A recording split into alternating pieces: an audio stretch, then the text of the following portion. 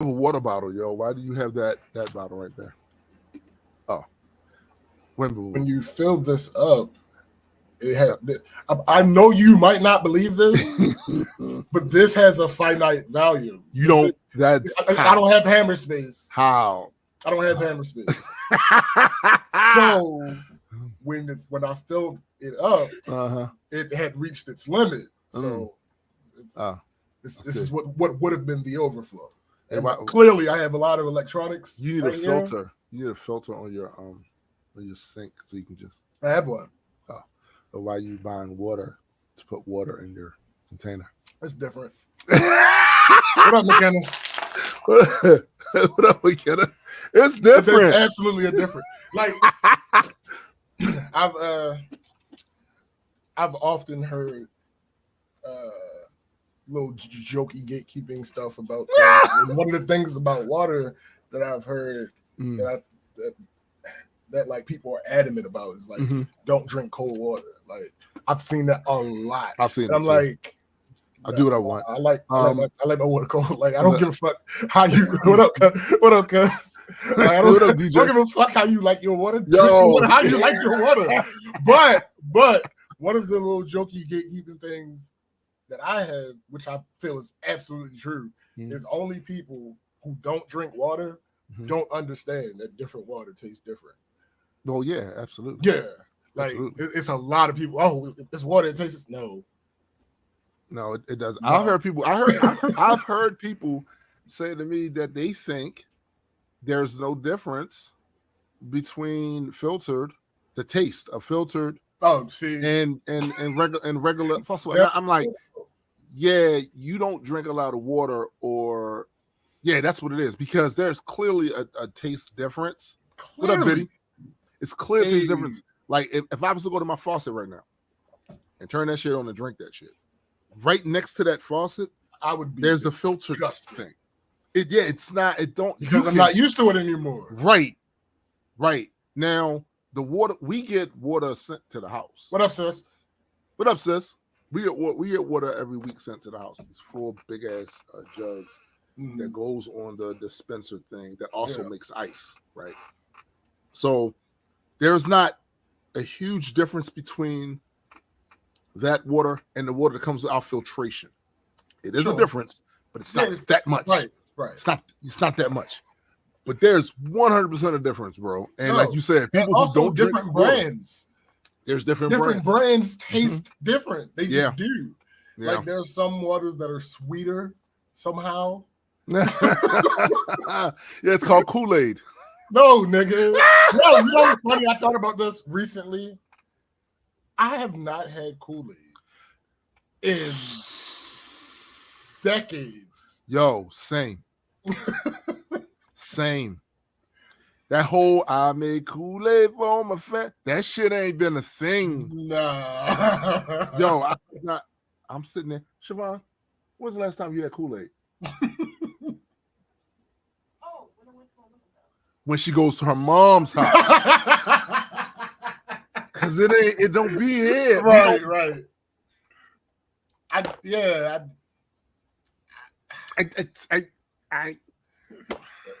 and I don't miss it either. See, yo, I think the bottom tier of bottled waters is what is it, Aquafina? Oh, nigga, like I don't understand how people drink that shit. Like, I don't get it. I just don't get it. I don't know. Yeah, that's because it's faucet water, and they can say what they want. Yo, they getting over for real. They getting over. They are, man. They getting over. Yo, that wouldn't surprise me one bit. They're 100% getting over. Just saying. They are getting over. What up, Lost? It would not surprise me at all if that was actually just happening. Them motherfuckers, and they making money too. Oh. Absolutely. Seal that. Ship that out. Ship that out. Shit. Seal that. Ship that out. All facts, though. That's shit, crazy. I mean, it'll do if that's all you got in a small ass. Sure, freezer. yes, absolutely. But that shit ain't. If I'm out somewhere and I happen to not have my container, right, and it's available, right, sure, okay. but I'm a regret it. Like I'm Like, not gonna be happy about it. When I go to the movie theaters, I typically get the smart water because of the selection of other water that's in there. So I just get the smart water. Although I do take umbrage with the referring to water as smart. I'm gonna let it go. All right, no, but oh, I hate you. I can't stand you sometimes. I like, as far as brands, I've done smart water is cool. And there's one other one that I used to drink all the time before I started carrying this much. Yeah. I can't remember which one. Like Voss is cool. I think it's overpriced. It is, because like it's cool. It's good water. Like it's good water. It's just overpriced though. Yeah, like I don't. Lost is spring water. Here's the thing I will admit. I don't look that much into it. Like I don't know which brand is spring water and which, like, I don't know that. My go-to is Deer Park. And I think they be capping too. Cause Deer Park, yes. They be capping too. Because when you'll see like a mountain on the label and shit, giving you the illusion that, oh, this is a fresh mountain. No, the fuck. Stop it. No. Stop it, B. Stop it, B. Stop it. And look, all I know is, I think it was on Father's Day. Went to the movies, and I said, it's Father's Day. I'm gonna have one of them fucking ices, because I never do. I go to the movie theaters. I had one of these ices. I should not have done that shit there.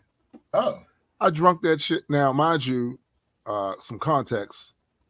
A couple of hours before then, I took my. Real quick. Chrissy got my back. Aquafina is the worst water ever. What up, Stella? This is what I'm talking about. Yo, but a couple of hours before we went to the movies, I took my blood pressure medicine, which is a diuretic. Now, right. Had I drunk water, it wouldn't have been anywhere near as bad as that. Because it's water. It's not these other impurities trying to filter it through. Man, I drunk that Slurpee. I know I went to that bathroom like 4 times. I was like, this is ass. And I said, and then I was like, suddenly, now I know why. I only drink the water. Yo, 4 times, bitch. That's funny. 4 times. This shit whack, yo. And see, I'm a glutton, right?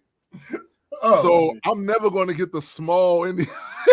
No, I'm never going to get the small. Why would we do that?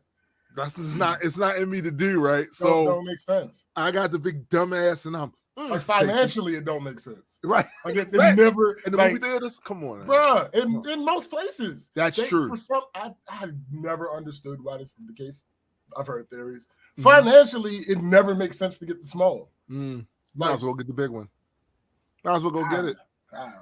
And it was so tasty too. I'm like, that's bad. Woo! Which one had one of these in a minute. The blue raspberry. You got the blue raspberry. Man. Which is the craziest thing about that is there's no such thing as blue raspberry. No. And yet here we are. It's delicious. Delicious. Doesn't taste like raspberry. I'm but like, it's Father's Day, yo. Because listen. I can't speak for a lot of dads out there. I feel bad for you if this isn't true for you, unless you deserve for it not to be fucking true. But I be having some good ass Father's Days, right? So when Father's Days come around, it's all to the good over here. And I am very low maintenance type person. It don't take much on Father's Day to make me, that's just the shit. I just need to be around the people that are the reason why I'm a dad in the first place, right? And us go out somewhere, let's do some shit. Oh, damn, and I ain't got to pay. That's what's up.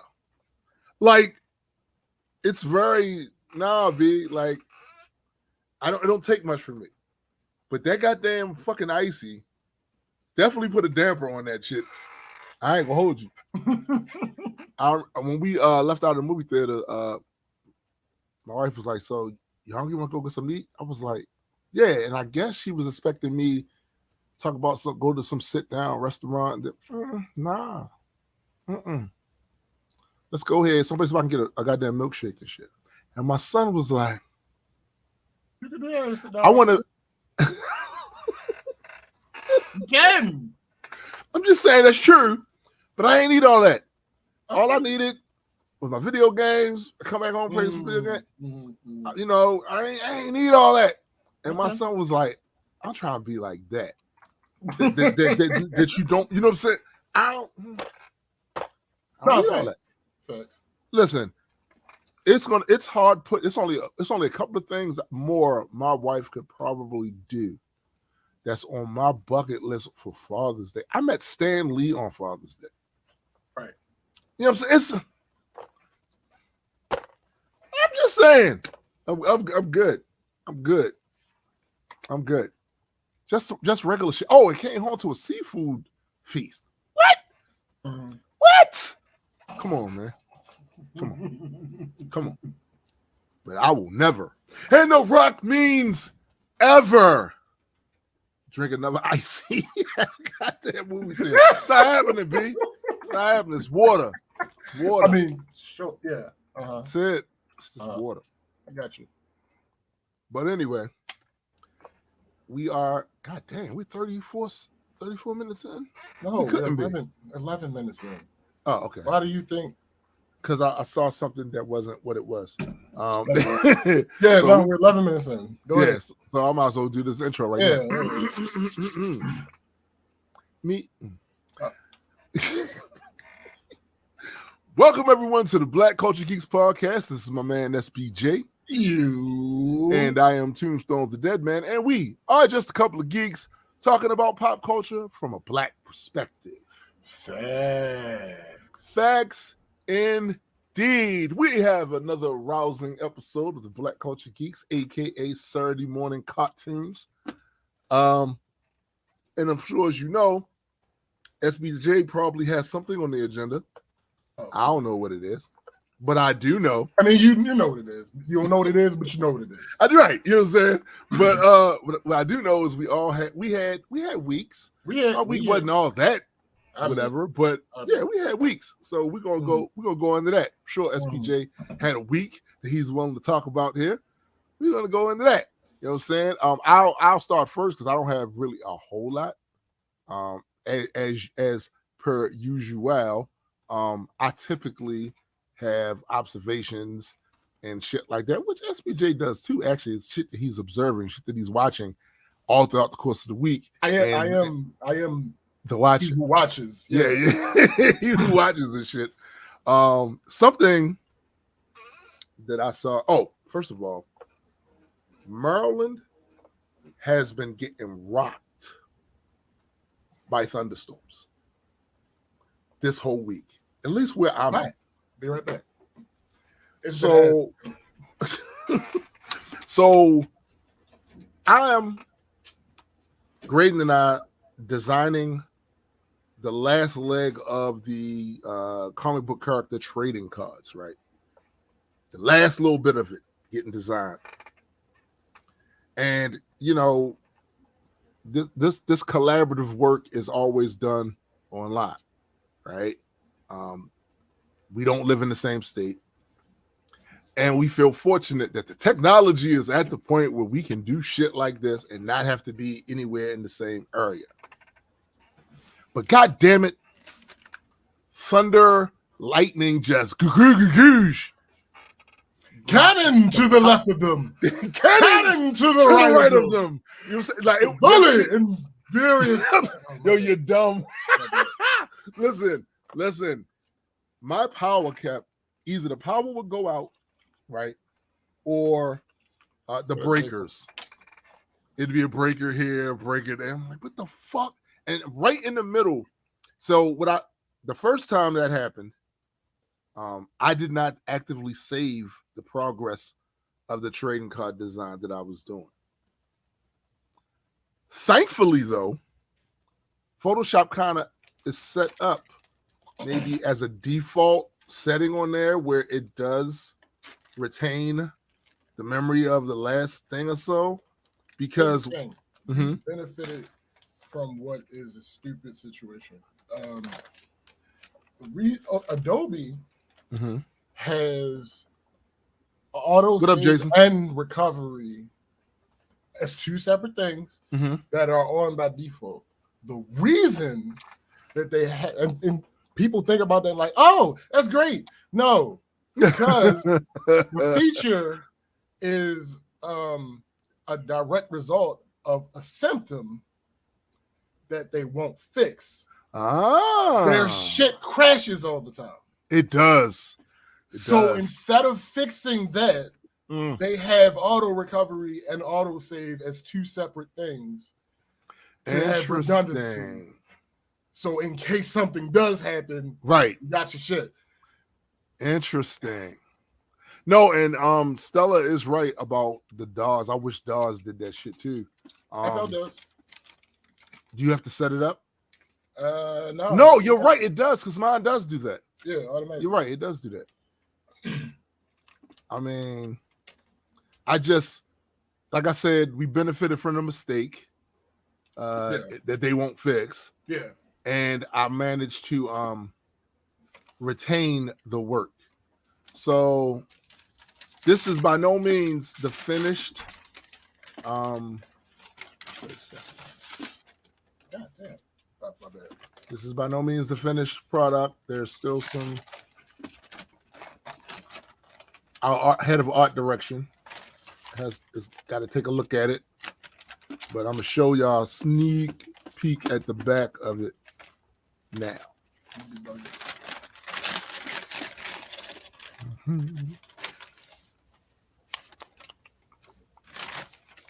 You be bugging. So SBJ has already seen this.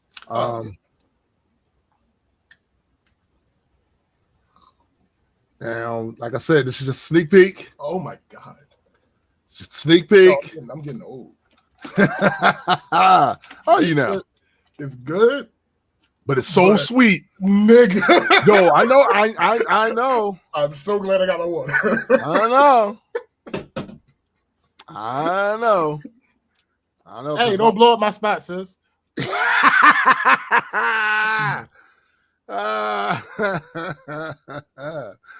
That's hilarious. The big brown bag crinkle.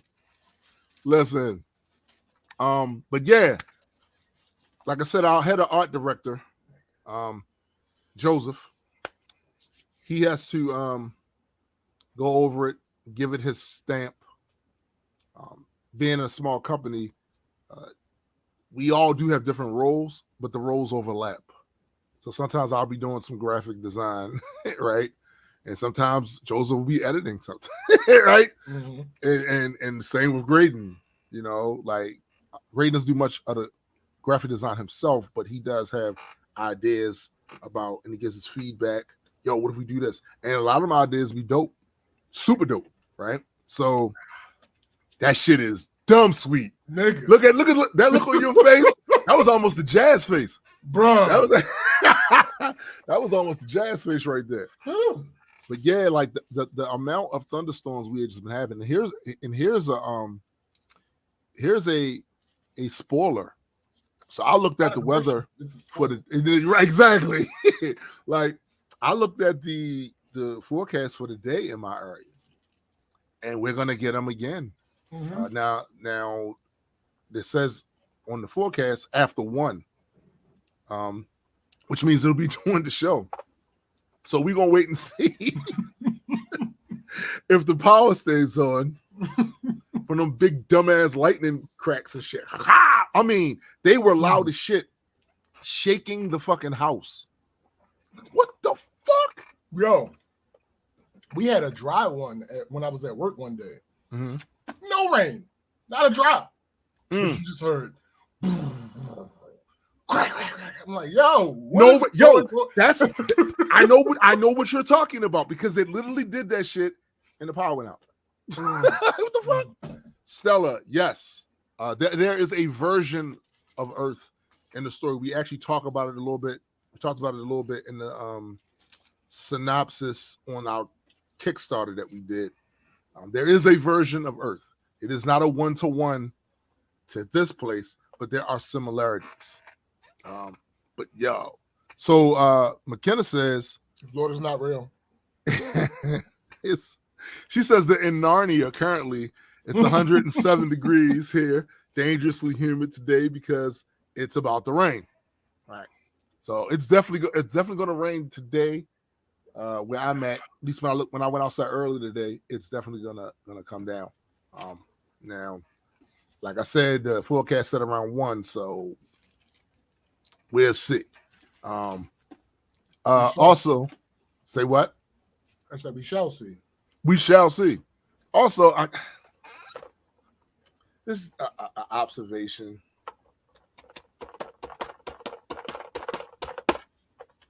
The Game said in a recent interview that he regrets comments he made about Dre.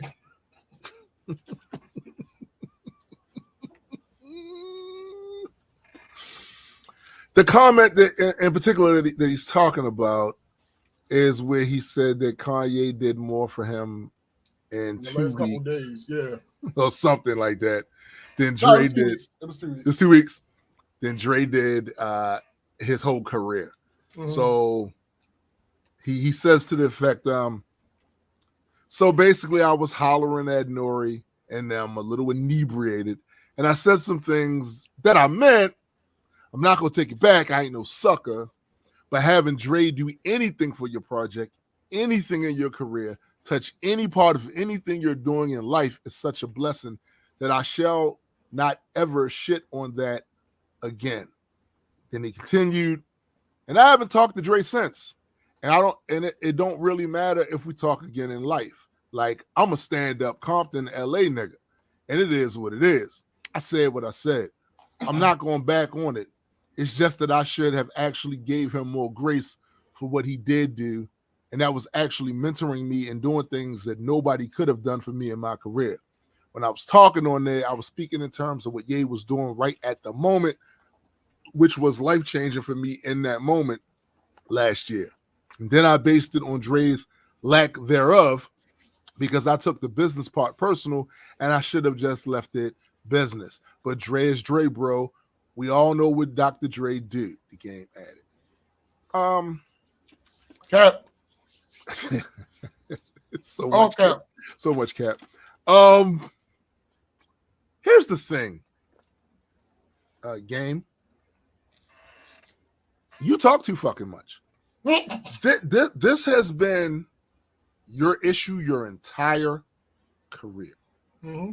And it's funny to me that a guy as talented as he is still feels the need to pout like a whiny child when things don't go his way and then makes these things public, right? So he says he ain't taking it back because he ain't no sucker. No, that's what actually makes you a sucker, sir. Because if you can't say to somebody when you actually feel genuine regret that, yeah, man, I was out of line. Thanks. That makes you a big man. If I do something to offend my comrades, the people who I walk through this world with, motherfuckers who I will catch and throw bullets for, I should have the strength of that relationship should be enough for me to be able to say, hey, y'all fucked up. My fault. That's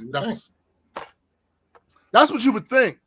But see, this attitude from him should not be surprising to anyone because it kind of revolves back to something his ex said those years ago when he was on that dating show.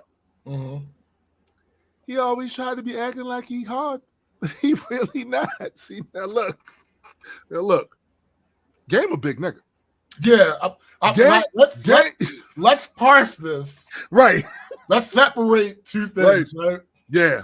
First off, Game Game of knock a nigga out. Yeah. Game of That's game not of, really. Game of That's not the problem. And there's video. There's video. Yes. There's video. But I think what she was referring to, because a lot of his enemies use that for gangster. What up, Ken? Hey, what's up, Ken? They use that to impugn his gangster. Mm-hmm. I don't think that's what she means. When No. your girlfriend is talking about that, she's not referring to that unless she specifically says she in the gang. Unless she in the gang herself, and she Yeah. specifically says he be out there in the street getting his ass beat. Right. That's not what she's saying. That's not what she meant. She meant he tries to come off with this tough demeanor Mm-hmm. of this thing, but he's actually And the nigga really marshmallowy. Right. Marshmallowy. Yo, He lets the most insignificant things hurt him. yes, he does. Yes, he does. And it's a crime and a shame. And more so than anything else, it just seems to me that this nigga has never matured in his media training. Sure. Like, you know what I'm saying? Like, he's never matured in that. And Well, okay. All right, hold on. I got to give you some pushback on that. okay. I can't say never matured. Mm-hmm. The reason I can't say never matured is because, yes, he still has issues, Mm-hmm. but in that particular interview in question, he was absolutely inebriated. Yes, So, he was. Yes, he I was. got to give him that little bit of grace before I. Yeah, before his my entire issue is, had he said that drunk and then came on this return interview, this recent interview, and showed regret, he's still Right. posturing. Right. And His- we men that, like, I get posturing when you a teen, even in Sure. your 20s. I Absolutely. get, but we grown ass men now, bro. Like it don't make you weak or a sucker to say you was wrong, yo. Like, This is the breakdown. All of this is because his fifis. his Fifi's got hurt. All of it, literally all of it. But when all right, here's When the So, Super Bowl thing, the right? song, yes. Mhm. The song that him and Kanye put out, amazing song, dope ass Mhm. song. Mhm. It may have been one of the game's highest charting, highest selling. It may have been, absolutely, Mhm. because it was a dope ass song. Right. Here's the problem. Like you just alluded to, this interview happened right after the Super Bowl halftime show with Dre and all his people, and Game wasn't invited. Right. Right. Right. Lest we forget, right. Kanye West wouldn't know who the fuck you are if it wasn't for Dr. Dre. I'm just saying, bro. So Neither would I.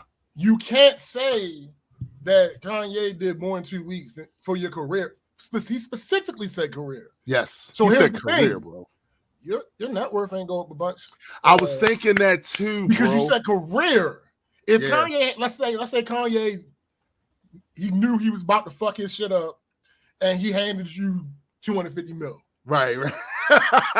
Right? Right. He didn't do it legally.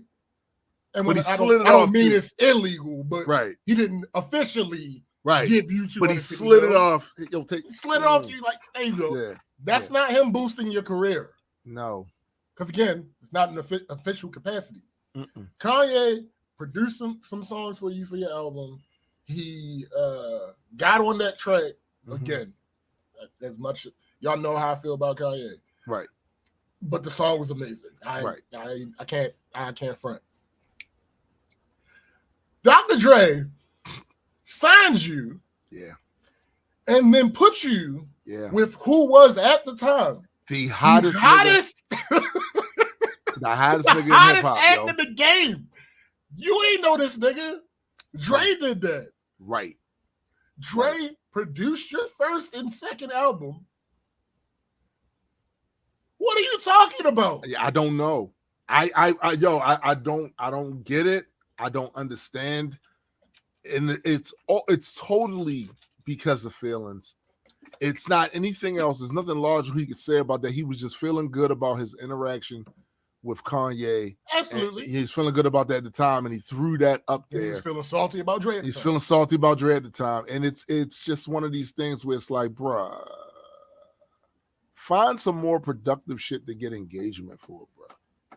Seriously. Like and this is the thing about being growing up in hip hop and being in the game for so long. When you get past a certain age, a lot of that goofy shit that people could argue you shouldn't do, but it did help your career, you don't gotta do no more. Yeah. I think Game is at the point where he could be considered, if not an elder statesman, getting close to that. Absolutely. You know what I'm saying? Yo, the proof is in the pudding, Game. Your nemesis for all those years was 50. 50 is immature as fuck on social media, but he mature as fuck in his career. Facts. I'm just saying, 50 don't play. 50 don't play. For all the criticisms that he got from the ops, a lot of those criticisms I thought was valid. A lot of those disses that some niggas put on him I thought was valid. It don't change the fact that if you go down the line, most of his big beefs, he's doing better than them dudes. He's doing better than them dudes. Yeah. You know what I'm saying?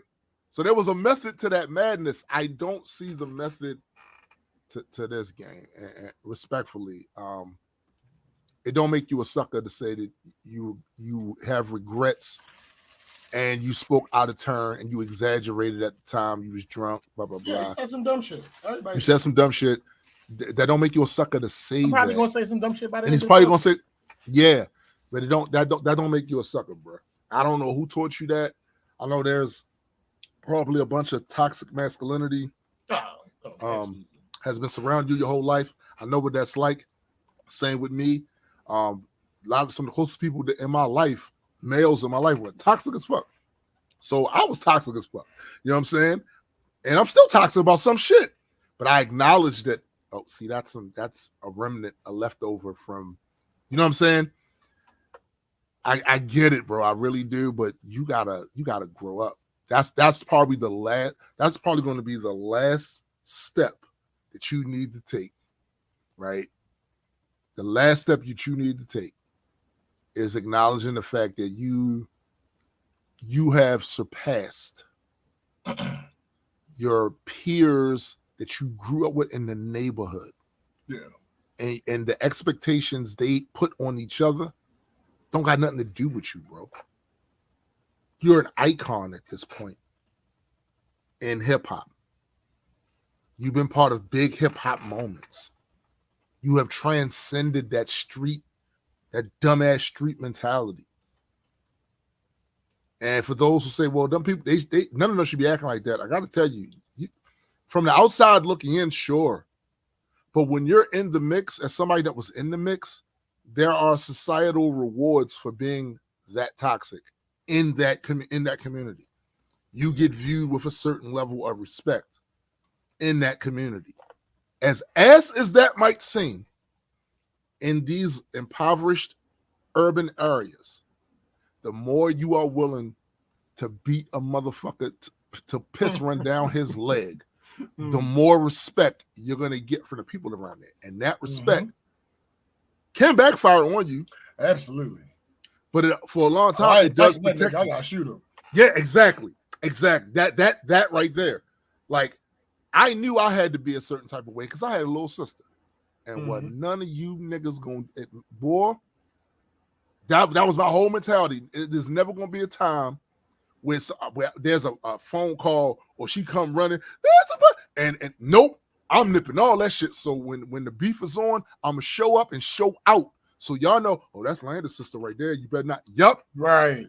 Yup. So she could walk these streets. In the same way, I had a conversation with her years ago. I was like, don't be out here being super sassy, you know what I'm saying, to all these niggas and make a nigga feel like he need to say something crazy disrespectful to you because then I'ma have to do something. So in the neighborhood I'm sure Gang grew up in, it was very similar. You know, the more aggressive, brutish, retaliatory that you were, there's a societal reward for that. Just like there's a societal penalty for not being that. which means your lunch money is always up for grabs. Which means you're going to be fresh out of Bully's locker more times than not. All right? I seen it happen to motherfuckers. I seen it happen. So in that case, at least to me, they're making what they consider to be a logical choice in the environment they're in. I'm either going to be the predator or prey. Or at the very least, I'm going to be something that people can't prey on, even if I'm not being a predator to other people. You can't prey on me. I'm not that. It's not that here. You're going to get hurt out here. Right. I'll go to jail to prove my point. Don't say shit to my mother. Except for, how you doing, Miss Williams? Mm-hmm. Don't say shit to my grandfather. How you doing, Miss Cooper? Don't say shit to my grandmother. Don't say shit to none of my female cousins walking up and down the goddamn street. Thanks. I was on that heavy. I don't want to hear it. I don't want to hear it. It better not come back to me, right? That protected them, but it also got me locked up. That protected, but also got me locked up. But it's just one of them things and shit. But yeah, game, you got to grow up, bro. Like seriously, that's the last stage. That's the last stage. Being able to admit you're wrong. That you said some goofy shit and you apologize for it. That's the last stage in that shit. Nobody has the expectation for you to be a whore, but we also don't have the expectation at this stage in your life and your career for you to be this mindless brute with nothing to lose. Like that's, or that you feel like you need to be impressing motherfuckers because you didn't apologize. Like, come on, bro. Come on. Time to grow. One other thing. So I think I mentioned last week that for quite a few days, I had this black and white cat poking his head up underneath my goddamn monitor and shit. I'm over here working. I turn around, there's a head in the monitor like that. What's going on here? To which I stay off my damn desk. No, I just want to see. And that's the other thing. The 2 for $10 that you get from this motherfucker with the double meows. That's his shit. You go in the bathroom, close the door, he's behind the door. You open the door, he's literally right there in the well of the doorway. What's going on here? Hey. No closed doors around here. You were away. I was scared. Thought you would never come back. Right. So what I did was I rigged this. All right. So we used to have a problem around here with some of the neighborhood cats. They would come around, and the window by our room is ground level because we're in the basement part. So the cats knew that there were other cats in here. Mm-hmm. And they would come by the window and piss right there. Mm. That's some disrespectful ass shit. Mm. And I know they didn't mean that towards us. It was meant to other cats. Man, fuck this shit. But I don't like that shit because, all right, so here's the thing. When I say you can't fuck with nobody in this house, that includes the cats too. We're not doing that. We're not doing that. They get on my goddamn nerves, but that don't mean people outside this motherfucker. Right. Fuck that. Or other cats. Fuck that. So we got this mesh with these little plastic spiky things. We put it in the grass. That's what it's kind of made for, to keep them off of that area. And it kept them from going over there because when they walk, it's plastic. They're plastic, but it's hard plastic. They walk and hit their pads like, ooh, that's not comfortable, right? And it did work, but we had some strips of that left. So what I did was, I didn't put it down so that he could step on it. I have it rigged upward like a wall with the spikes come out this way. So now you don't have to get hurt with that at all. You just see it's there and just, oh, fuck, I can't get over there. And so far, it's worked out pretty good, but I need an answer to a question that I cannot seem to get consensus on. Uh-huh. So I know that cats are ass. Sure. And ingenious at the same time. Mm-hmm. They figure out ways around stuff. Yeah, troubleshooting. Yeah, Their whole life is troubleshooting, yo. They're like, okay, that don't work, but that's what they do. So typically, I'll leave my computer on. I leave my shit on, and only occasionally do I restart it for updates, maybe, or maybe I just feel like I need to let me start this over again. Like if I'm about to do some I know it's going to be resource intensive, I restart it. Right. But typically overnight, I leave the shit on. I have been looking to see what is the best thing to do. And there appears to be no consensus on shut it. They say if you shut it off and shut it back on a bunch of times, it wears out the components. But then there's another school of thought that says if you leave it on and running, it messes with your components. Now, why is this important for me right now? Because I know cats are troubleshooters by nature. There's every chance he's going to find a way around that and on my desk. And I don't want my shit on. Right. With him possibly hitting a wire or something like that and just fucking something up. So I still can't find consensus. So here's the thing. It is generally best in general. Not even best. It is generally harmless for you to shut your computer down every night. Right. Every single night. It is fine. You will not really have any issues from that. Gotcha. What you need to understand though is how long does it take your computer to come on? Not long. Ballpark. I want to say 5 seconds or some shit. All right. So you have quick boot enabled. So shutting your computer down, shut down, does not turn your computer all the way off. The only time your computer turns all the way off is when you hit that little button on the thing in the back. No, restart. Well, maybe it depends on how your particular computer is set up. The button with the button. But as far as the operating system, restart will actually shut your computer all the way down, and then bring it all the way back. Because basically, what it is there's a battery on the motherboard that keeps everything in a low power state, which is what allows post to happen so quickly and allows you up to the operating system. Because I have it on the quick boot. Yes. Right. So I wouldn't worry about it. Like if the peace of mind of the motherfucking babies not being all over your shit, it's fine for you to turn it off. All right, bet. It's fine for you to that's what I'm gonna do. And like I said, he's a pain in the ass. He different.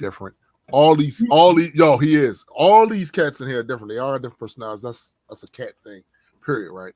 But he different.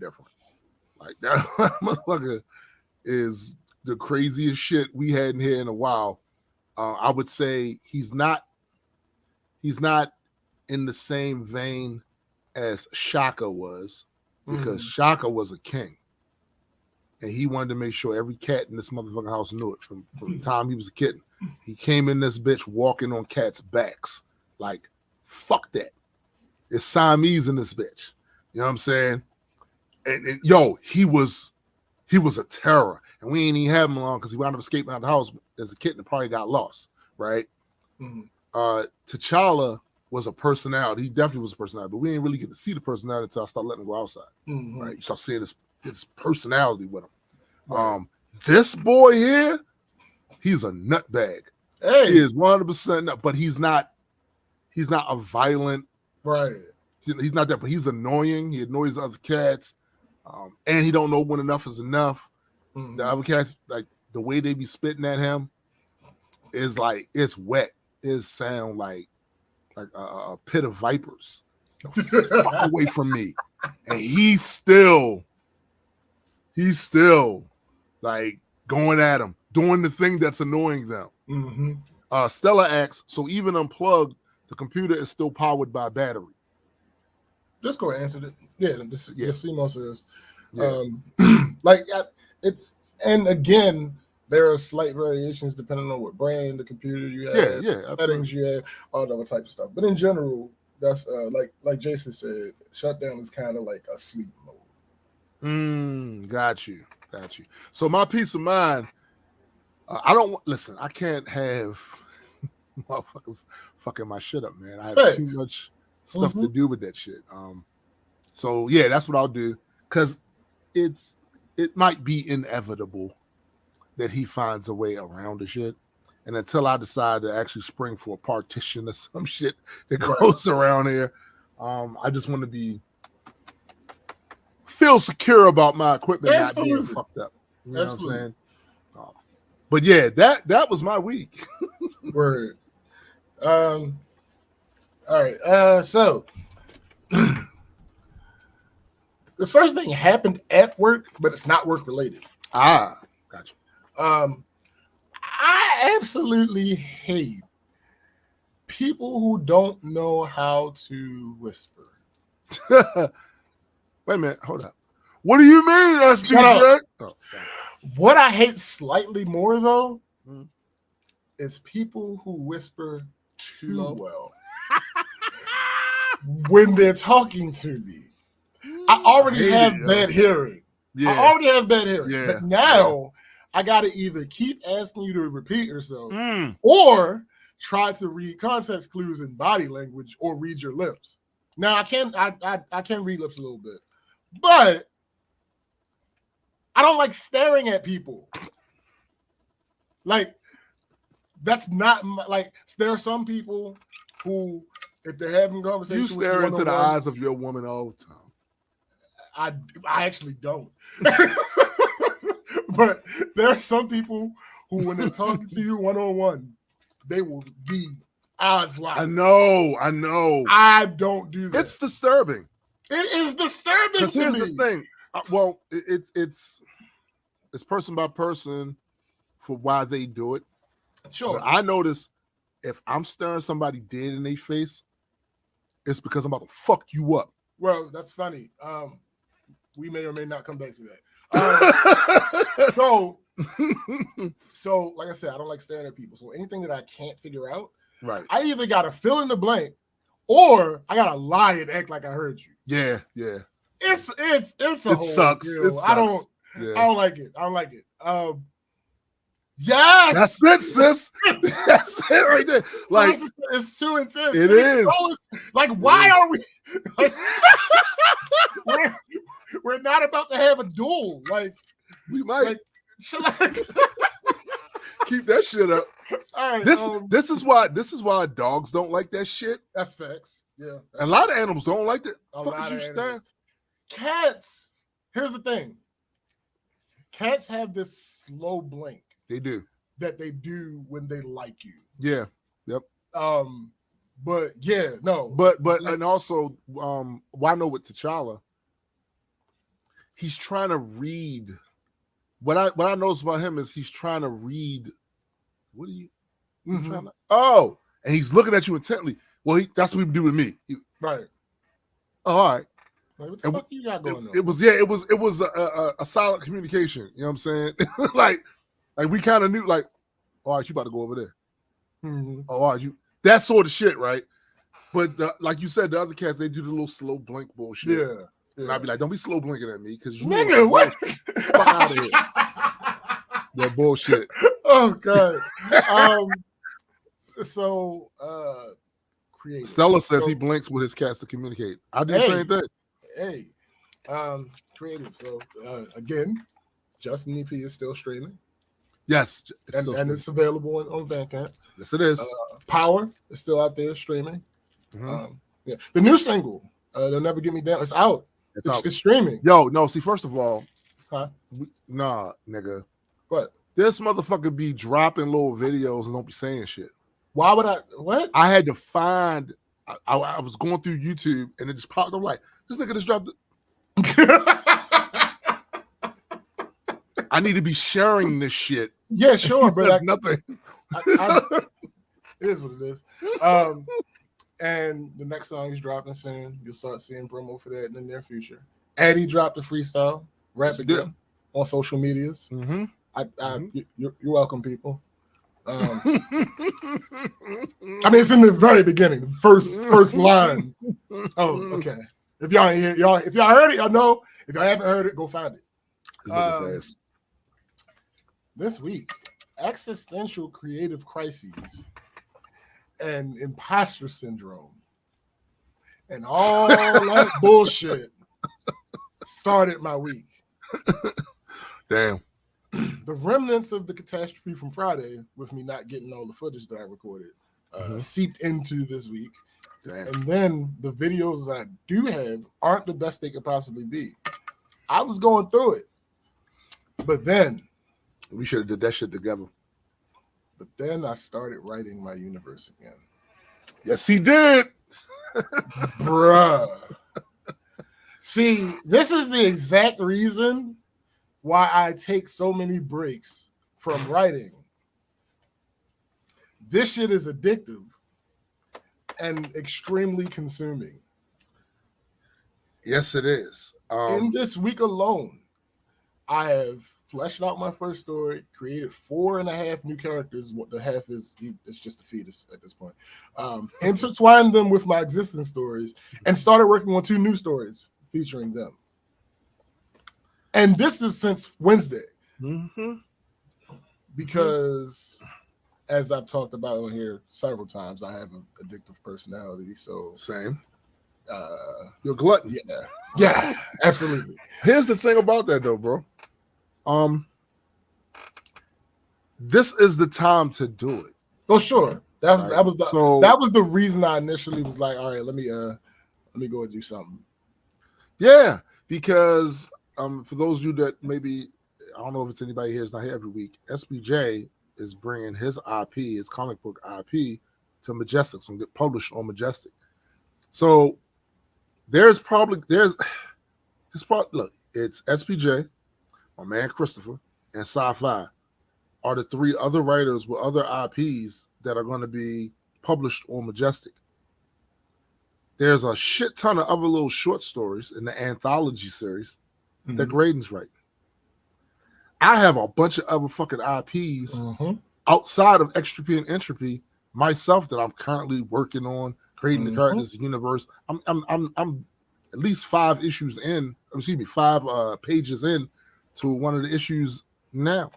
It's a lot. This is the time for you to do that because we are building that infrastructure to support that shit. Right. And like this is a great opportunity. So it's good to be ahead of the game. So when you're in the rotation, you're up next. Right. I got it. Bam. Here, take this, man. Bam. Just saying. So next, vacation stuff. So now this part of the story is complete about the vacation, so I can tell it because I don't want to. We should. So they would let us play this. I know, right? Because I didn't want to have to revisit it a whole bunch of times. Also, it will lower the amount that I have to talk about the trip on the show after I get back. True. So let's get into this shit now. So more so than ever, since I solidified this core group of travelers, getting people to be certain about going, getting people to be certain about going was challenging.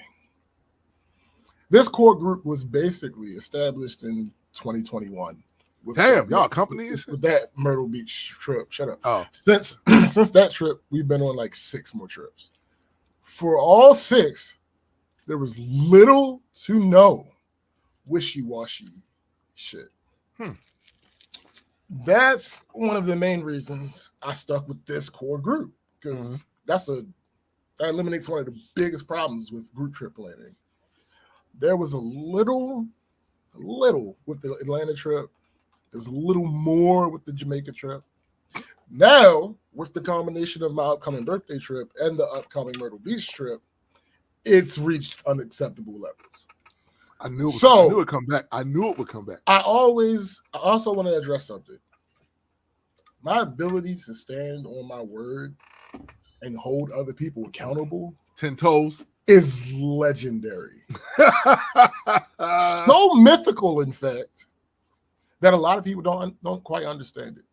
So let me break it down. We could talk 4 to 5 times a week for years, and I could easily never speak to you again. If you do something that I deem worthy of. That's a fact. That's a fact. What people misunderstand is they think that that's permanent. It's not. All the person has to do is right the wrong. That's it. Are there some wrongs that can't be righted? Absolutely. Yes. Absolutely. And you can get but the that fuck number, on after that. Absolutely. Come on, who? Yeah, you get the fuck on after that.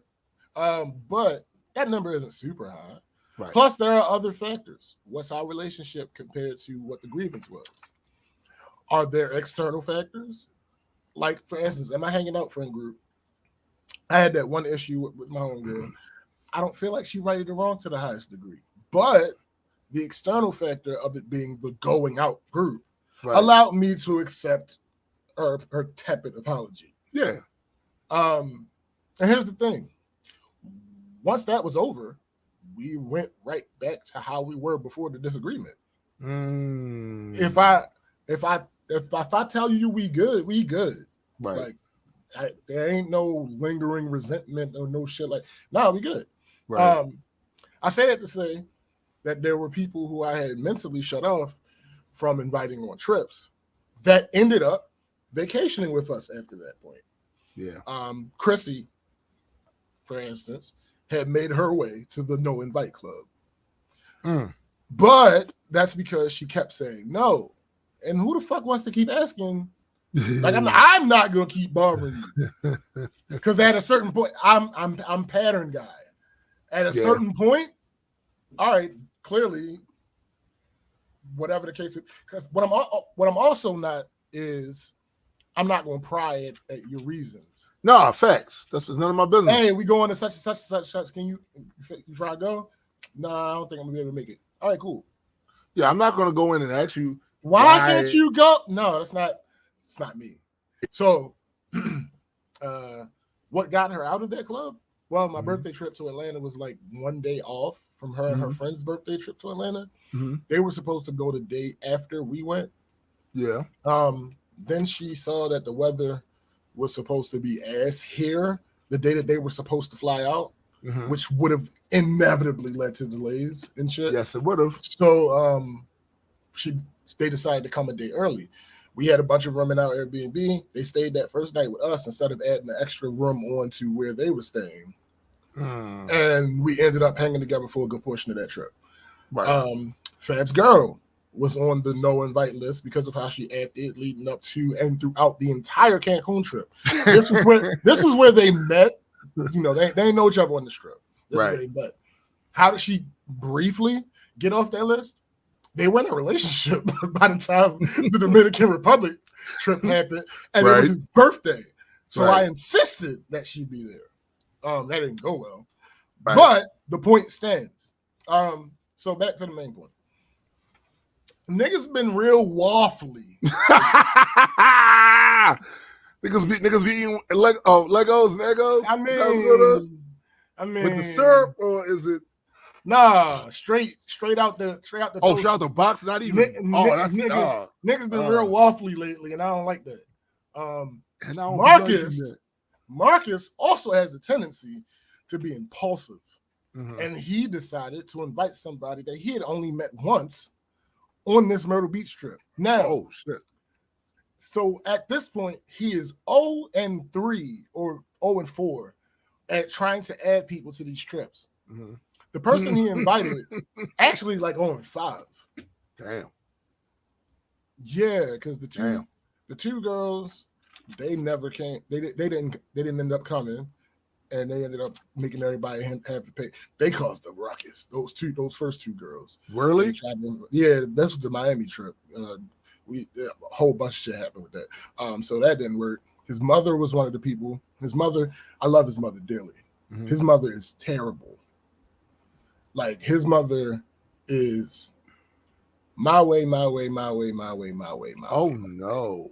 And she don't like me no more because when we went on that Miami trip. I'm grown as fuck. I know. Like, here's the thing. My mom. You're grown. I know. Hey, my mom could, but my mom don't even tell me what to do. She could. She absolutely could. And 9 times out of 10, that's what the fuck I'm gonna do. Yeah. But my mother don't even tell me what to do. I know that you're old enough to be my mother, but you ain't my mother. Yeah. So this ain't that. This ain't that. You cool peoples. You cool peoples. She's a fun time.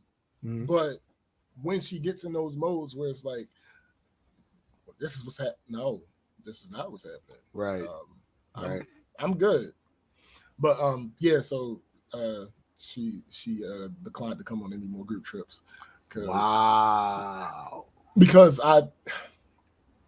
if we being real, because I did to her what her son should have done to her a long time ago. But anyway, that's neither here nor there.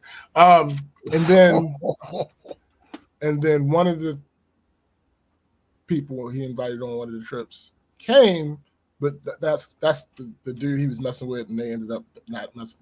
That was a whole mess. But that wasn't his fault. That one wasn't his fault. And then this girl. So well before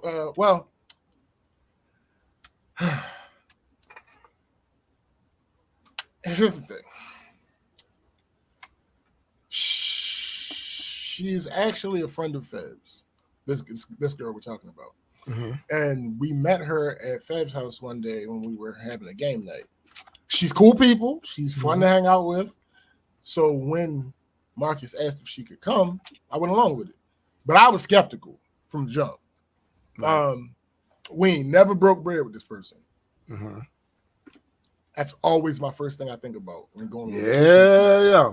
Because the factors that are vital to me for how well a group trip goes is everybody on the same page? That's right. Monetarily, does everybody get along generally? And if there are any current issues between any of the parties, I need these 3 things to be in simpatico. I feel you. For my group trips. But Fab didn't say not to invite her, so cool. Right. Not so cool. Marcus apparently was asking or telling her about the trip the night we met her. Then, when we actually started planning, he asked me if she could go. I said okay. We were in the group chat, me, him, and Fab. He was like, Fab, invite her. And my Fab was like, you invite her. Don't tell me what to do. Right. So Marcus reached out, asked if she wanted to go. She said yes. I'm like, all right, cool. So well before it was time to put any money down, I hit her up on Facebook because that's the only way I had to get in contact with her at the time. 3 days, no response. Now that's actually not crazy. There's nothing wrong with that. That's not crazy because everybody doesn't use Facebook like that. Right. And it's not that she left it on read. She never read the message. So all right, cool.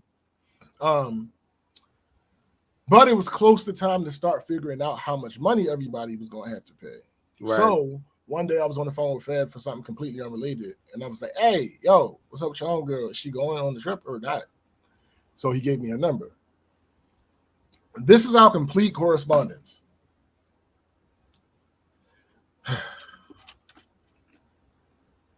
Because this shit. So when he had given me her number, I had texted her. I said, hey, it's Fab's friend James. How are you? She said, hey. I said, I heard you had interest in the upcoming Myrtle Beach trip. She said, yeah. I said, all right, cool. I'm trying to confirm everybody. We want to put down a deposit for the place by June 23rd. This was May 25th. Okay. She said, all right. I said, well, what details did Marcus give you? She said, just who's going and when it is. No, she said, just who's going and that it's in August. I said, okay, it's the 24th to the 28th. The way it's looking right now, the place will be about $550 per person. We're talking about renting a car. Whenever we go on vacation, I generally cook most days, so money for food, blah blah blah blah blah. Right. She said, okay. She said, I meant to ask, how much is the deposit? I said, based on who it seems is going at this point, about $275 a person. Okay. She said, when? By when? Now, mind you, I had just told her this. This is a different day though, but I say just told her, it's right here in the messages, nigga. You could have scrolled up.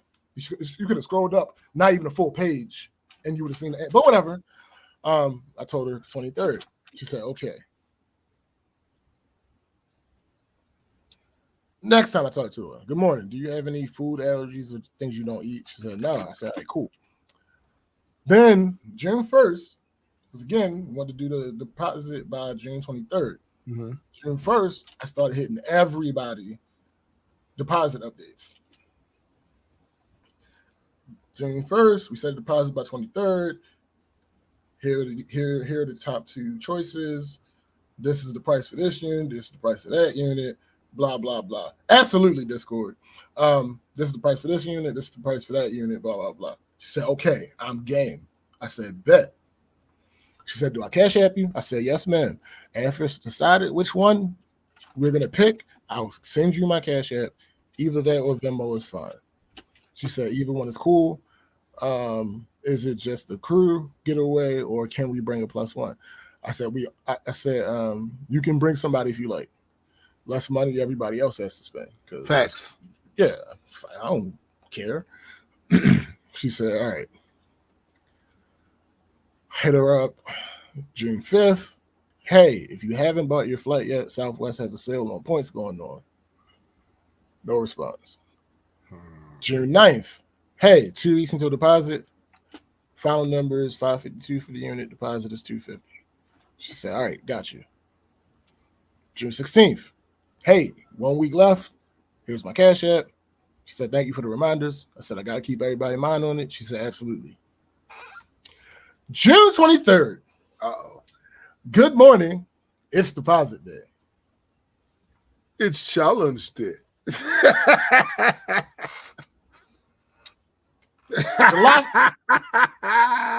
July 2nd. Hey, can I call you later? Block. No. I said sure. Call me because I'm interested in hearing what the fuck happened. You don't like being called. No, I don't. But she don't know that. But she didn't call. Oh. She texted me. Oh, you like that? That's what's up. Yeah. She texted me the next day. I'm sorry. Surely that cured everything. She said, I'm sorry, work got crazy. Is it possible if I can still go? We just buried an aunt and we had to pitch in. May I give half of the deposit Saturday and the other half 2 weeks later? Damn. Sorry for your loss. Unfortunately, there isn't any room. We had to book because people are starting to book units. If you would have said something, if you'd have just get some information, I could have got you in. How the fuck? If I tell you the deposit is June 23rd, and I tell you on June 23rd, I give you updates every week leading up to June 23rd. And on June 23rd, I remind you again that it's deposit day. Why I didn't get that message that day? So if I'd have got that message that day, it'd have been cool. Listen, no problem. It might be time. No, don't say that. Don't say that. Don't say that.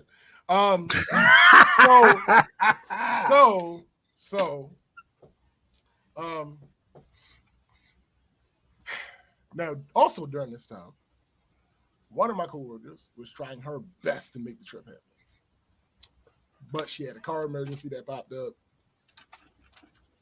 and the other coworker who comes on trips with us just waffled her way through that whole 2 months. Oh, nigga. It was buttermilk. It was blueberry. It was like... It was chocolate chip. Nigga. Again, I don't have a reason why because I don't be asking. That ain't my business. First she was going, then she was bringing somebody with her, then she wasn't bringing somebody with her, then she was bringing somebody with her, then she was back and forth between if she was going or not, till I finally got tired of it, and I'm like, you have 24 hours to tell me if you're going or not, because at this point you're dragging it out, because like I mentioned last week, there are other people involved here that your decision affects. Yeah, that's it though. And you're holding everybody up. That's it though. So ultimately she said no. All right, cool. So at its height, the number of people that were supposed to be going on the strip was 9. We're down to 5. So needless to say, the unit we were going to get had changed several times. It's an example of the pitfalls of group trip planning that I was talking about last week. So we were going first. We were going to be in the same building that we were the first time we went to Myrtle Beach. Mm-hmm. Different hang out with, and also obviously hang out with Eddie because no, Eddie won't come up. Oh. Eddie won't come up. But we were going to stay in the same building. The unit was booked already, but we were going to be in the same building. Right. It was right by the beach, good views, spacious. Kitchen was dope, convenient location. The other things we needed or wanted or whatever the case may be. Then, because we had more people potentially, I didn't reserve the unit. By the time people seemed sure, the unit was gone. So there were no more units in that area with everything that one had. It either didn't have enough rooms, or wasn't on the beach, right, or looked kind of small, right, or it just didn't look great. Yeah. I found 2 to choose from that had everything except they weren't exactly on the beach. But them niggas they'd had to get over it. Right. But after that is when I started being suspicious about Fab's homegirl. And one of the coworkers had dropped out, so we didn't need all of those rooms. Right. So I found another 2 to choose from. Then my other coworkers dropped out, and we didn't need all the rooms that the current choices had. So I found another one that. Then finally, deposit day came. I didn't hear from Fab homegirl, so I found another unit because again, we didn't need that extra room at this point. Now we ain't need. We was at a 5 room. Shit, I ain't hear from her. Right. Hop back on the app to see if it was anything that was better with 4 rooms because we only now need 4 rooms. Right. I found it. I booked it. This unit actually has everything that we were looking for. Oh my goodness! because not as many people are going, it has enough rooms. Mm-hmm. It's it's steps away from the beach. It's in the same area, so it's hold on. You said steps away, nigga. It's like 30. It's like a 30-second walk, if that. Bro, all my wife wants when we finally leave is something like that. Now, I can't promise her that only because where we're going, it just might be better for us to be in a condo, which would still be on the beach, but it wouldn't be a 30-second. You have to go down the elevator. Come on. But yeah. That shit sound like everything. Yeah. Like, it's right there. Like that's how the first time was. And that was a surprise. I didn't realize that when I booked that first one. Right. You know how it is, man. When you experience something in life, you don't want to go backwards. Oh, that's literally. So the plan is next year we're gonna go to Panama again. We're gonna go back to Belize. I don't want to go back. I get it. We was at that 30-second walk to the beach. That's literally where our bungalow was. Get out, beach. Yep. We couldn't swim in the water because there was too much sargassum in there. Yeah. We had to go to Secret Beach if we wanted to get into the water, but just the beauty of, bro. I'm not even a beach person. Me either. I hate sand. Nigga. Just being right there and being able to go out on the balcony and be like, this is the life. Bro. I gotta go back to Maryland. I just want to pay my $26 million.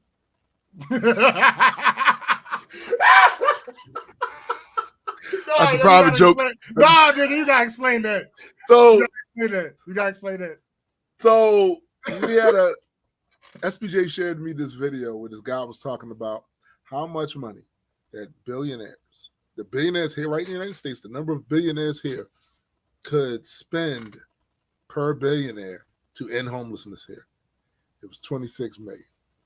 And what me and SPJ was basically saying, if we was billionaires, we take it off the top. Take that off the top. Just take it. Take it. That way I can live guilt free. You know what I'm saying? This is 26 million. Take the shit off the top. Here.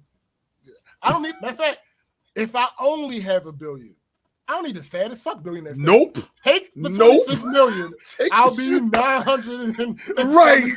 I'm good. I'm fucking. What the fuck are we even talking about? Like, I'm good. I just don't. It doesn't make sense. But anyway, so yeah, that was the vacation stuff. Obviously to be continued. So of course this is to be continued, but I know you see it ramping up. Shut up. I don't want to talk about that yet. But I understand it, but I'm just saying to you, without going into too much details. Okay. Whatever you do, you will always end up here. No choices you make. Actually, whatever details you alter. No, nigga, the choice that I've made does not send me back here. Okay. I just know that years ago, we had this. You could not live with your family. And where did that lead you? Back to me.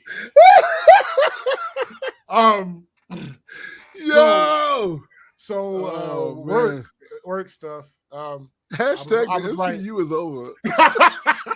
I was right. I mean, come on. Anyway, I was right about what they want to happen with that newly vacant position. Mm-hmm. There is a small roadblock, but there's still a chance that what I thought would happen will happen. Right. Again, this is another thing that I can't give details on until it actually happens. Right. Another thing, Debbie has been out sick this week, and I had to drive out to her house a few times to deliver and pick up work. Mm-hmm. Where she lives seems so much further away than it actually is. It's technically only a 30-minute drive, but she still lives in the middle of fucking nowhere. Right. The houses in the surrounding area, nigga. Bruh. And there are some currently being built. It felt like I was doing drug deals, though. I ain't even gonna hold you. Driving out to this remote location, going in with one paper bag, coming out with another paper bag. Listen, bro, I've seen things. I mean, that's not all that off. I've seen things. That's not all that off, bro. So yesterday when I dropped her packet off, she was standing in the door writing something after I gave it to her. And I'm like, all right, I'll see you Monday. Started walking. She's like, wait. I'm like, okay. She's like, you gotta. I was like, what are you doing? She's like, I'm writing a note. I said, for what? She said, because they got to know to put this on my desk because it's one of the situations that only she can handle because she's the boss. Right. She's like, they got to know to put this on my desk and I'll take care of it. I said, aren't you coming back to work Monday? No. She said, yeah. I said, Debbie, you know I don't go back downtown. You'll make a special trip. No. There's no not that she expected me, not wanted me to. Mm-hmm. She just in her mind, she had a brain fart. Yeah. She's like, oh, right, it's Friday. I said, yeah, yes, Debbie, it's Friday. So if you want them to not touch it until you get back, then just take it back with you. Right. She's like, oh, yeah, you're right. Like, yeah. So next, there was this meeting the outcome of which had, no exaggeration, had the potential to be the catalyst for the single biggest change to my company since I've been here. It was going to be my boss, another vice president, and me on the call with the other company. I can't stress enough the importance of this meeting. I'm not exaggerating in any way, shape, or form. Right. The meeting was set for 12. This was Thursday. The meeting was set for 12. At 11 o'clock, my boss says to me, I'm about to go to the doctor's. I should be back by 12. But if not, just start the meeting and take notes. Nigga! The fuck?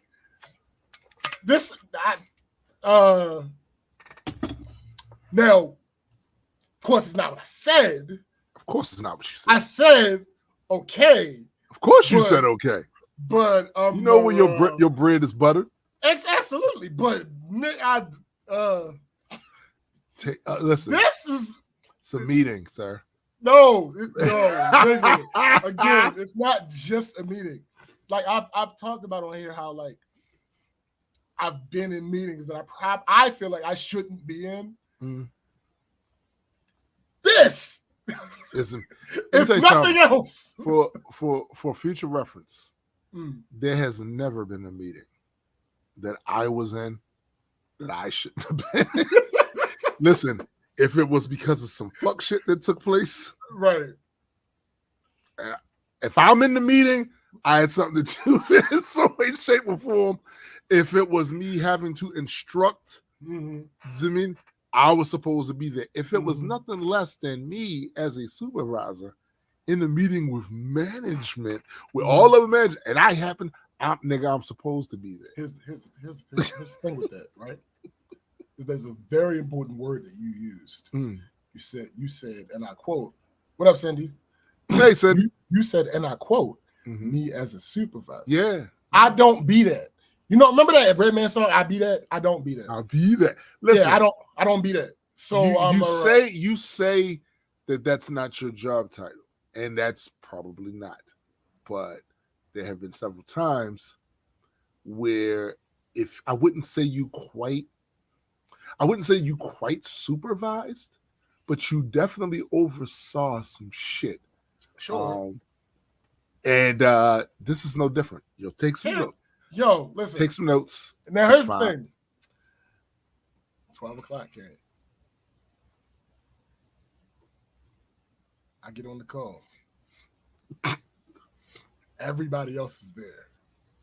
When you say everybody, the other company had a representative that was our contact person, and one of their bosses were on, and then the other vice president in my company, they were all there. It is, Discord. There it is, right there. I don't like that. Unofficially managed. I don't like that. I don't like that. They were all on the meeting already, so I joined. I say my hellos. They kicking the shit, you know, small talk and whatnot. And I'm just sitting there thinking of how I'm going to stall.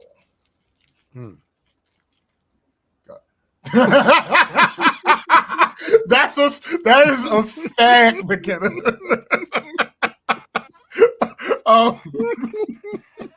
So I'm thinking of any possible way to stall. Anyway, so the contact from the other company, it's like, hey, is again, I don't say her name. So is your boss joining us today? I'm like, yes, she's on her way. And a couple more minutes pass, and she repeats. I'm like, all right, let me text her. I start to pull my phone out, and my boss walks through the door. You motherfucker. Yes. Curses. I went from having to do effectively everything to not having to do a goddamn thing, but sit there, listen, take it in. and bask in all think that about, magnificence. hey, that was amazing. Buzzer beater. No bullshit. It was like fade away. Because here's the thing. Here's the main reason, right? Like on top of me being in spaces I don't belong in, on top of that, it's like I don't know the ins and outs of what we were talking about enough to accurately translate them to another person. No, I've been. I could have, like, I understood what was going on, but I've always said, like, I'm not a good teacher because I don't really, like, I can explain something to you in several ways, but I feel like teaching is more than that. It is. It's also teaching is part of teaching is figuring out the student in the best way that they learn. And for you tend to see things like, this is simple. Right. Ba, ba, ba, ba, ba. And they go, I don't understand. And always work. Right. What the fuck are you mean? That'll always work. That'll always work. So I would not have been able to accurately relay the information that was in you could have. If you did I don't think you would have had to do the whole thing if you did a couple of ums. Well, no, this is what would have had to happen. It would have thuslies. I mean, listen. No, we could have got it done. I just would have had to go to the other vice president. Yeah. And what you should have done was use ChatGPT, write it in your way, write it down in your way, and then have it. That's funny. That's very funny. You on the phone, so that's true. So that happened. That was again a very intense, like very narrow escape, bro. It was a very intense, like 5 minutes. Because it was crazy because you was like Indiana Jones and the boulder of responsibility, and you was at the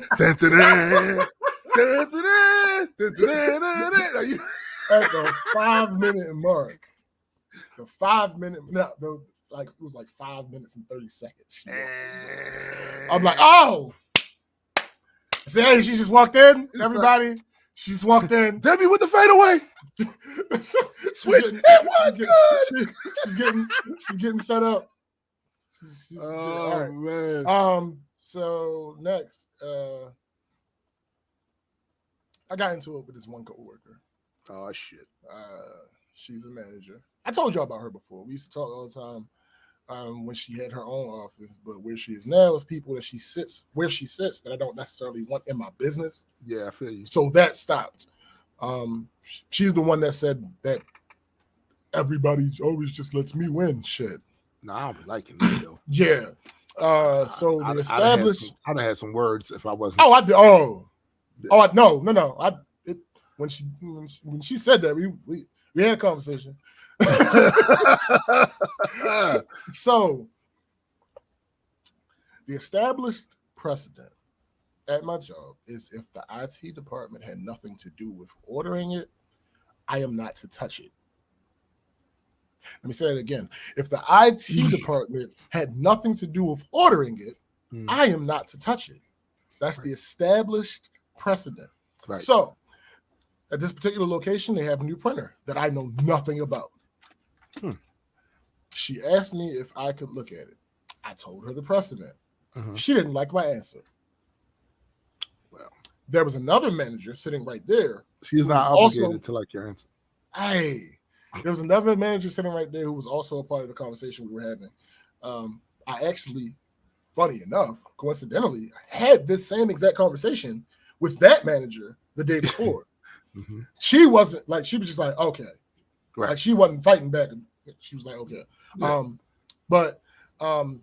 So at this point, I looked at her and referenced that, and she confirmed that we had just literally talked about this. So then her and I started talking about something else. The first manager chimes back in. Hey, I want to debate this. Shut up. Wait a second. I'm trying to understand. I really am. I'm trying to understand. Like, she wanted to debate it. Debate what exactly? So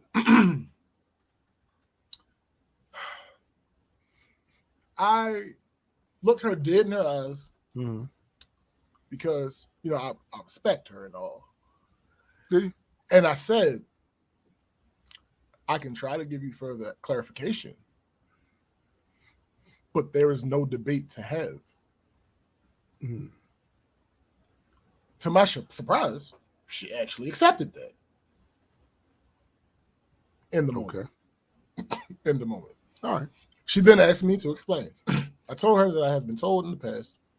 Wait a minute. Did she? So hold up. She wanted to debate which part of it, all of it, or?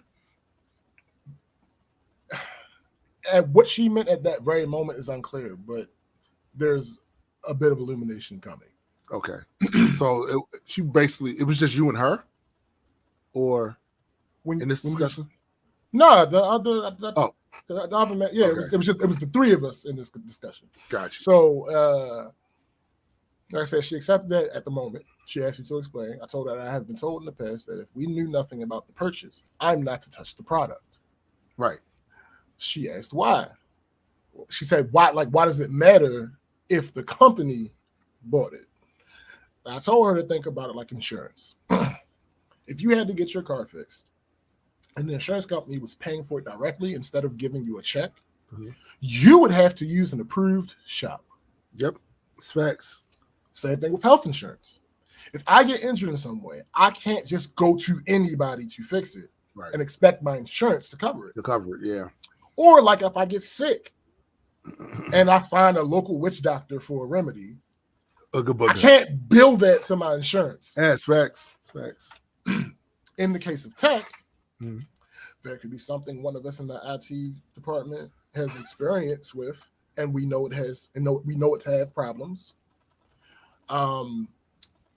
It could be a super proprietary thing, and because of that, it behaves differently than what the industry standard is, and we could end up messing it up.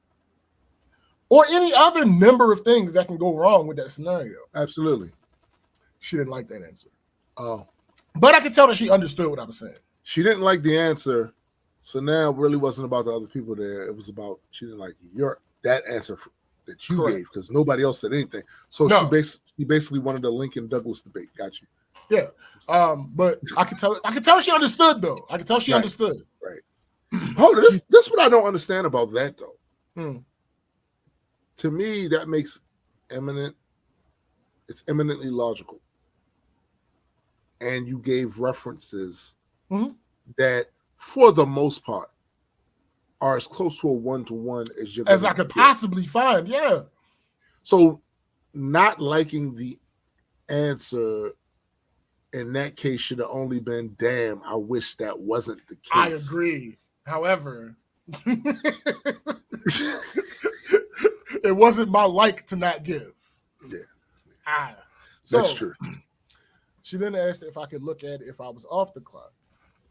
I asked her, now why would I come here while I was sitting there thinking that too. Why would I do that? Then she insinuated, she didn't outright say, because she a manager, she couldn't outright say, but she insinuated that I could clock out while I'm here. Really? Could you now?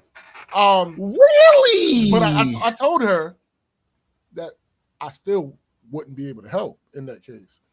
She said, so because you're off the clock. She said, so if you have an issue with something while you're home, how do you fix it?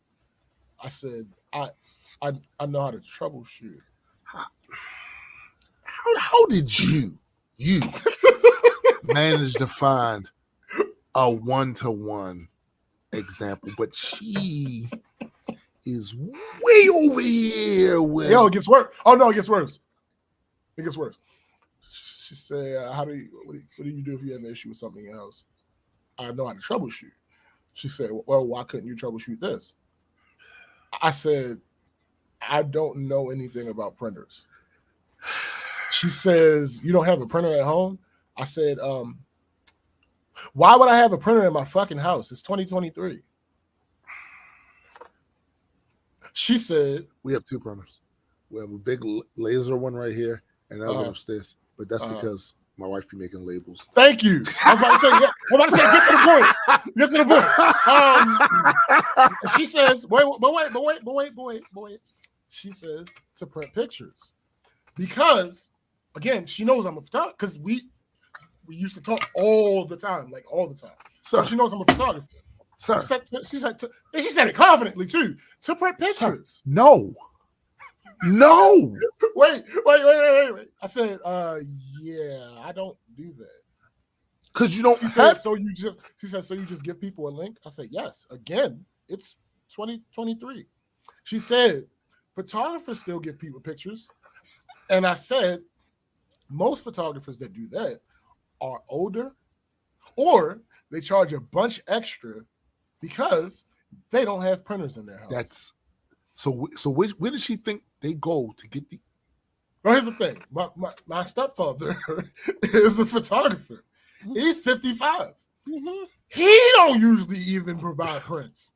Nigga. Now, technically, there is a printer in his house because my mother does have at least one printer in her office, but I don't even think they use it. And I know for sure I'm a photographer. I'm 54 and I don't motherfucker the fuck out of here. Like, no. So Ken goes up the bruh. When I say most photographers that do that are older and blah blah blah, she said that's not true. So she's telling you your job. Oh, so I looked to the other manager that's in this conversation and I said, yo, you see this? Just gonna say Walgreens. Right. That's not yo.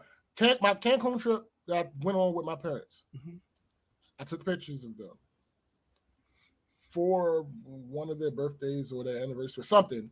I went to Walgreens and had one of them printed out. You know how cheap it is to get them pictures printed? Stop Absolutely. it, Absolutely. Stop it. So I looked at the other manager. I said, look at this. She trying to tell the photographer what photographer. She trying to help Ike out. I hear that dumbass shit. And then she says, well, at least the photographers I know print photos. Yeah, she knows plenty of them. I said, so you know a couple of photographers. I've been in countrywide and worldwide photography groups. None of these motherfuckers. I'm telling you. I hate when the motherfucker try to see. This is maddening. I've said it once. I'll say it 1,000 times. I detest when a motherfucker wants unearned credibility on a topic that they haven't put any work into. I hate that shit, bro. Like, don't sit. And then when you talking to me, someone who's lived it, I'm in it, I do this shit, and you sitting there trying to tell me, fuck out of here. Bruh, I'm 100% aware that some photographers provide prints still. Yes. The majority you gave her don't. Answer, not in general. They might upon request, but again, the answer. You literally gave her the answer. I'm in a lot of these groups too. You don't see that? I've talked with other photographers. That's not something, it don't even come up most of the time about them having a print. Correct.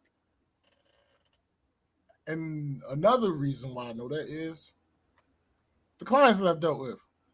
Any of them that happen to ask, I'm like, no, I don't do that. They don't put up a fucking fight because they can it's not. Oh, when I did this last, when I did this event with this photographer, they get no. It's not that. It's not. It's never that. Bro, we've taken product pictures. Bruh. We've taken product pictures for businesses. Nobody said, could you print out these? Never. We've shot models. Mm-hmm. Never. Not once. So, Stop like, yeah, come on now. Stop like, it. So, all right. Topic time. So,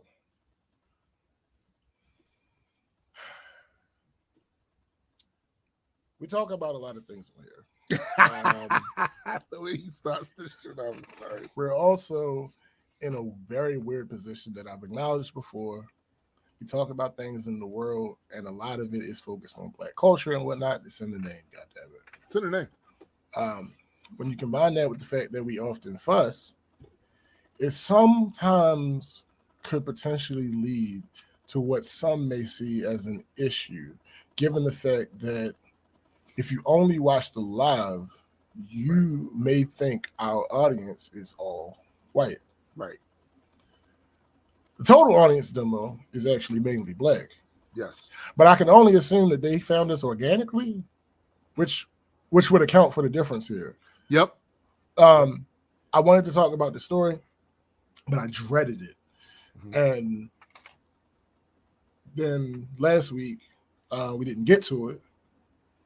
But shout out to Nicki Minaj, because she gave it more of a happy ending on top of some positive updates to the initial story. Phrasing. Hey,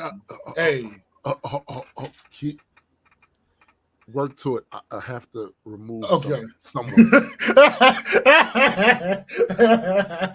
Every single time, every single week, he is going to have issues with the baby. And the baby just being a baby. The baby ain't doing nothing wrong. Which is why I'm pretty sure he doesn't actually attempt. I don't know if he attempts. We can ask him that later. If he actually attempts to cat-proof the situation before we start ever. I don't know if he's just trying to give the kitten a chance to do right. Facts, Discord. I don't know if he's just trying to give the kitten a chance to do right. I don't know. Cats be catty. That's a fact, Jason. Like, I don't know if he's just trying to give the kitten a chance to do right or whatever. Or maybe he's like in the moment of getting ready for the show, doesn't think about it or whatever the case may be. But literally every single week, this is a weekly occurrence that at least once he has to get up and take care of the kitten. And I find it wholesome and heartwarming. You got Tim, big scary ass. And then he's begrudgingly, lovingly taking care of this small ass animal. It's amazing to me. But yeah, like I said, when we end up talking about serious stuff, because like there was a point in time where we were doing it every single week. A good majority of the show was like, it wasn't a long time it just happening, but a good majority of the show, like we were fussing. Mm-hmm. And I changed that because like I don't want to get on here and fuss every single goddamn week for the majority of the runtime of the show. No, so I changed that. So one has some fun sometime at some point. Yeah, like you got to. But this is one of those serious situations. That's funny. Discord said y'all should do a soundboard with a cat break outro. Yo, or that what is it? Benny Hill music. Oh, we could do the meow mix. That's true. That's true. All right. Serious. Charges against mom, teen, son in Chicago restaurant shooting dropped due to emerging evidence. Murder charges against a mother and her 14-year-old son, who authorities said was ordered by his mother to shoot a man at a Chicago restaurant, have been dropped. Prosecutors announced Monday. Again, this is a week old. So, yes, we go. Sorry. The Cook County State's Attorney's Office said it reviewed the case against Carlisha Hood and her 14-year-old son, and in light of emerging evidence, moved to dismiss charges against both. Based upon the facts, evidence, and the law, we are unable to meet our burden of proof in the prosecution of these cases, a statement from the office read. Hood, 35, and her teen son were facing murder charges. Last name was what? Shut up. Which took place at a Maxwell Street Express on the city's southwest side earlier this month. Right. Police had said Hood was in an argument with a 32-year-old Jeremy Brown while waiting in line for food at the restaurant located at, why is there so many numbers? 11. I just says a lot. 11656 South Halstead Street. God damn. Hood then reportedly texted her son and had him come to the restaurant as the argument turned physical. Now, I'll forget it if I wait.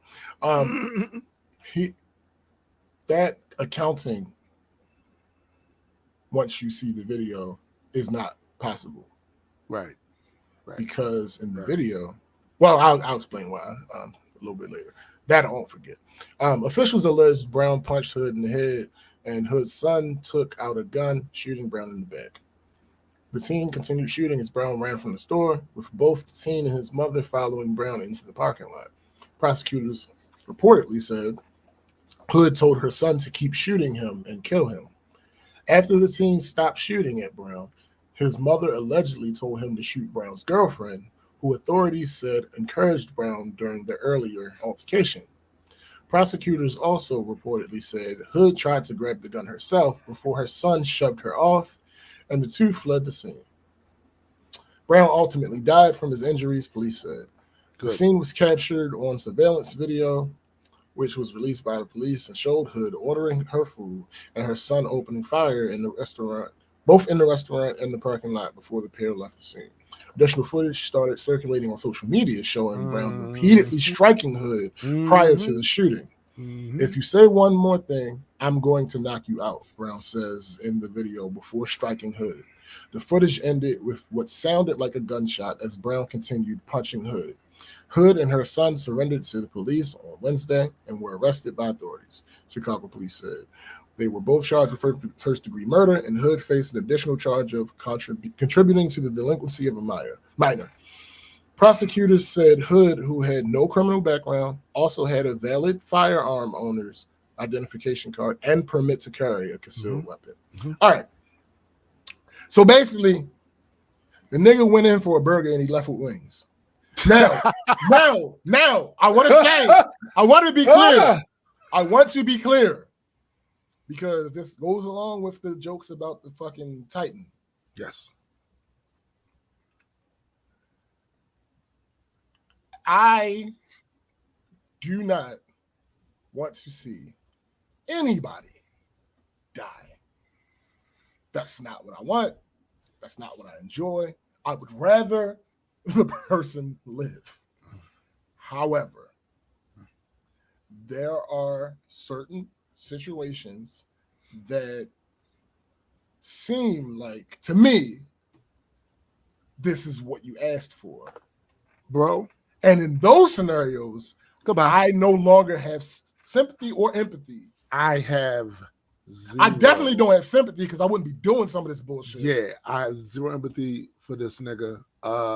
None. First of all, unlike SBJ, who is a better person than me in a lot of ways. I'll say it like this. I have come around on state-sponsored executions. I don't think that's good.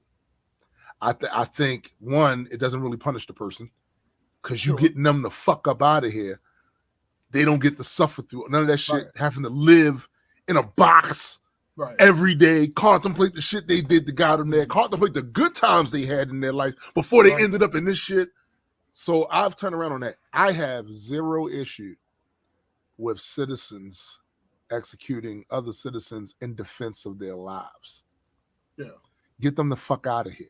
Because these motherfuckers, especially in this particular case, if he's going to do that to her, you know the type of shit he out. Yo, this wasn't a small nigga. Like, right. Listen. Because they okay and he gone, I can make this joke. He was Tyson and her ass up, yo. Nigga, like. He was teeing off on her. She was taking them hits, though. Yes. Oh, yeah. Yeah. He ain't not. She was eating them hits. I ain't gonna hold you. So, like, bro, like, what the fuck? Why would? Why? Like, why? That nigga is the same thing, only bigger. He's the same brand of cockroach I've been squashing my whole life. Bro. Right? That's it, bro. A guy like that would do some shit like that. And then from what I've read of the account, he was trying to get to his gun. I think I had the first time. Trying to get to his car or some shit. No, that makes sense. Yeah, that makes sense. That makes sense. He got shot. That logically that follows. Yeah. And that's why the mom was like, shoot him again. Well, but here's the thing. I think I read somewhere there's nobody who corroborated that she said that part. The only person that is saying that she said that is the dude's girlfriend. Dude's girlfriend. Here's and the thing, she's not a reliable. I gotta say though, let's say that happened the same way. You ever been? I've been bloodlusted. Yo, she just took a bunch but of that shots goes. to the But face, that yo. goes with what McKenna just said. And in defense of their mother's life, I can't imagine being in that position. Exactly. Yo, here's the thing. I ain't hold you.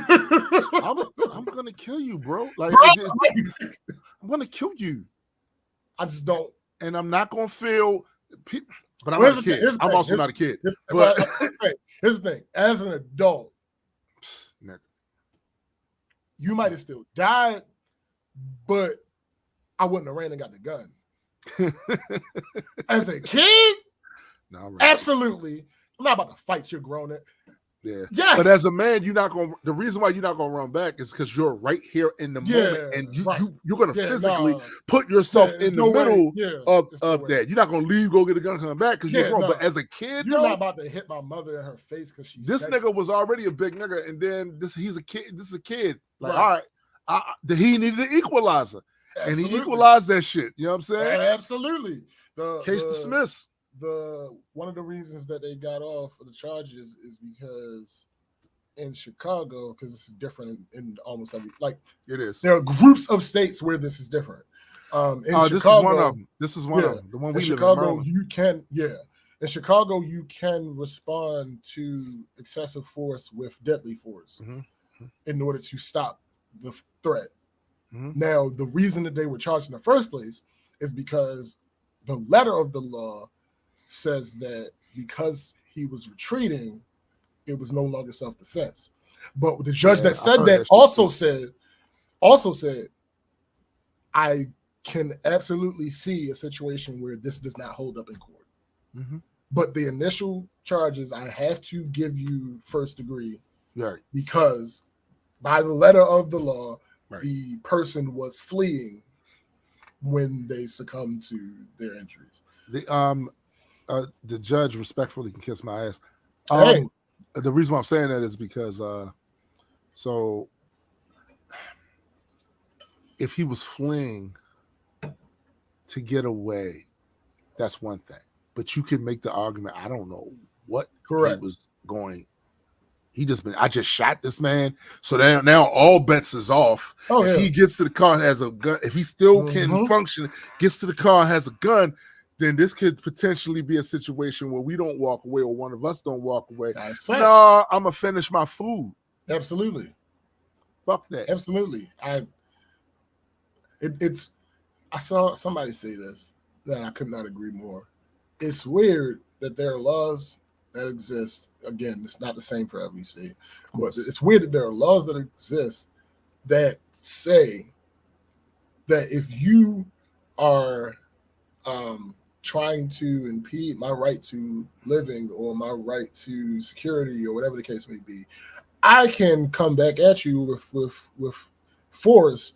But the moment you stop, I have to stop. It's weirdo shit to me. It's weird that you get to choose when the assault is over.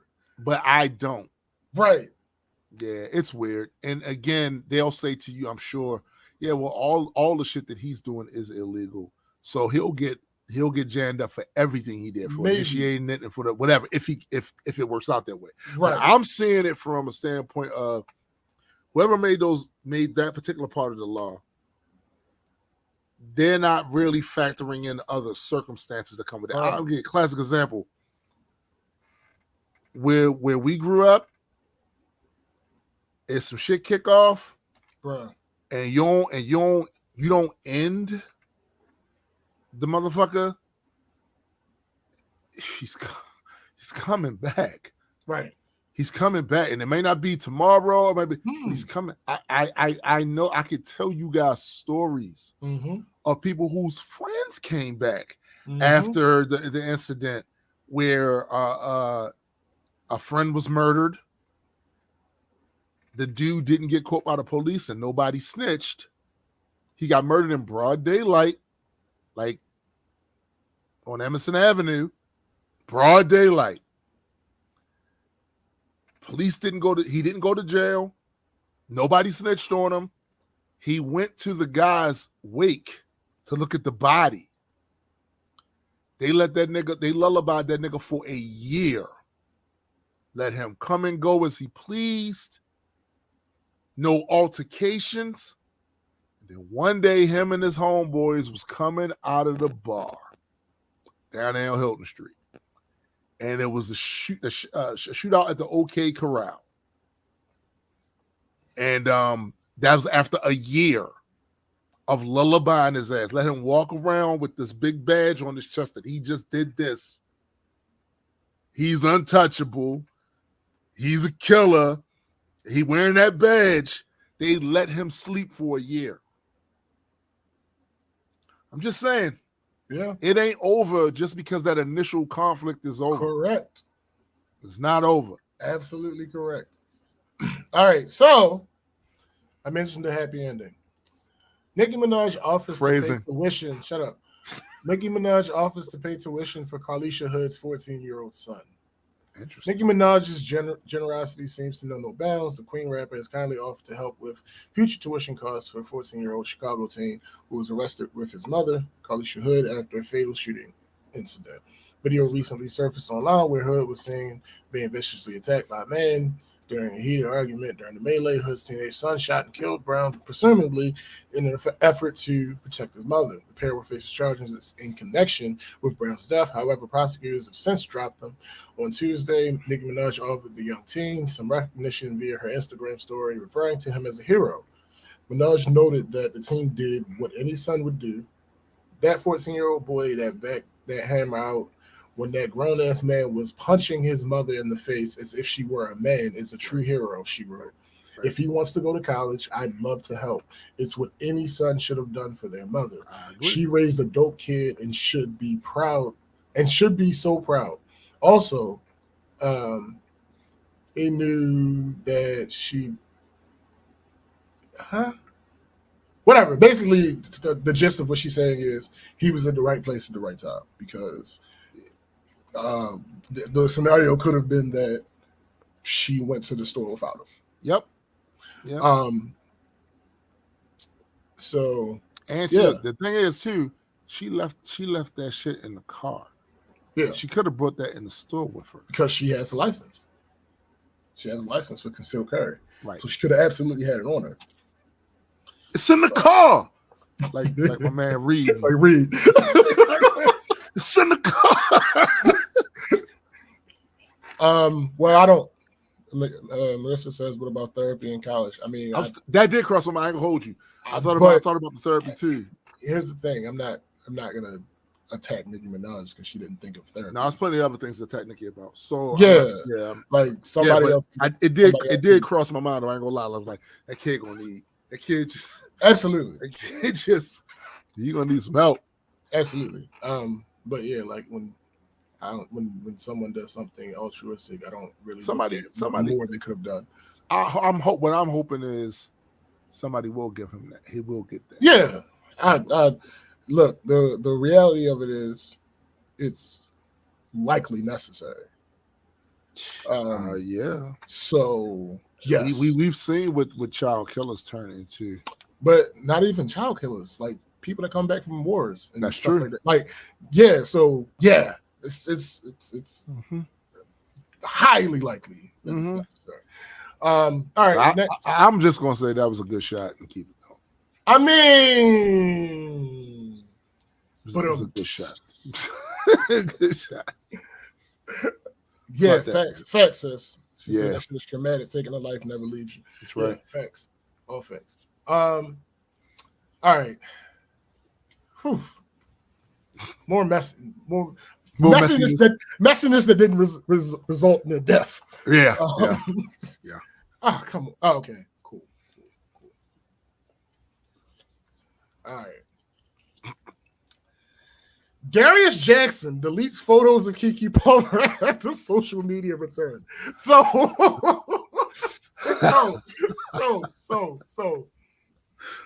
oh god, that nigga was extra light skinned this week. Extra light skinned this week. Yo, all right, hold up. This is the beginning of the story. Where's the beginning of it? Basically? So Keke Palmer. All right, so for those that don't know, I'm pretty sure everybody's aware of what a Vegas residency is. Yes. Well, I don't know if everyone's, but I know what it is. Right. Usher that nigga. He's on the second Vegas residency. I mean, now I don't remember if this particular show was at Vegas residency or not, or if he was just on tour. But there have been many videos that surface of Usher at his residency. Whenever a celebrity that he knows is in attendance and he sees them, he tends to serenade them. That is just what has been happening. Like this ain't the first one. Shut up. This ain't the first time that this has happened. There's documentation of recent videos that have come out of this scenario, pulling them on stage or walking to them or stopping his show, like to acknowledge them. Or give flowers and whatever. Some Roman Reigns shit. Yeah. I mean, so Keke Palmer was at this particular show, and he had seen her. He had seen her, and he treated her like the other celebrities. He sung to her, brought her because why would anything change? Why would it be different, right? He hugged her. The hug was above board. You see where his hands are. Like they kikied. Right. Darius Dalton Jackson. Funny enough, some people were like, who is Smack? Who is this nigga? So, interestingly enough, he is the younger brother of an actor whose probably most famous role is on the show Insecure. That is not a joke. That's not a joke. That's actually what happened. Like that's the facts of the matter. Like that's not a punchline. That's real rap. That's actually what it is. That's real rap. So this nigga went on social media, Twitter, I believe, and made a post to the effect of, do I have the exact? I don't have the exact post. You a whole mother out here. Yeah, basically. Oh no, I do have it. Okay. It's the outfit though. You a mom. He tweeted Wednesday alongside the viral video of Palmer being serenaded by Usher. Despite the backlash he received, the nigga then decided to double down.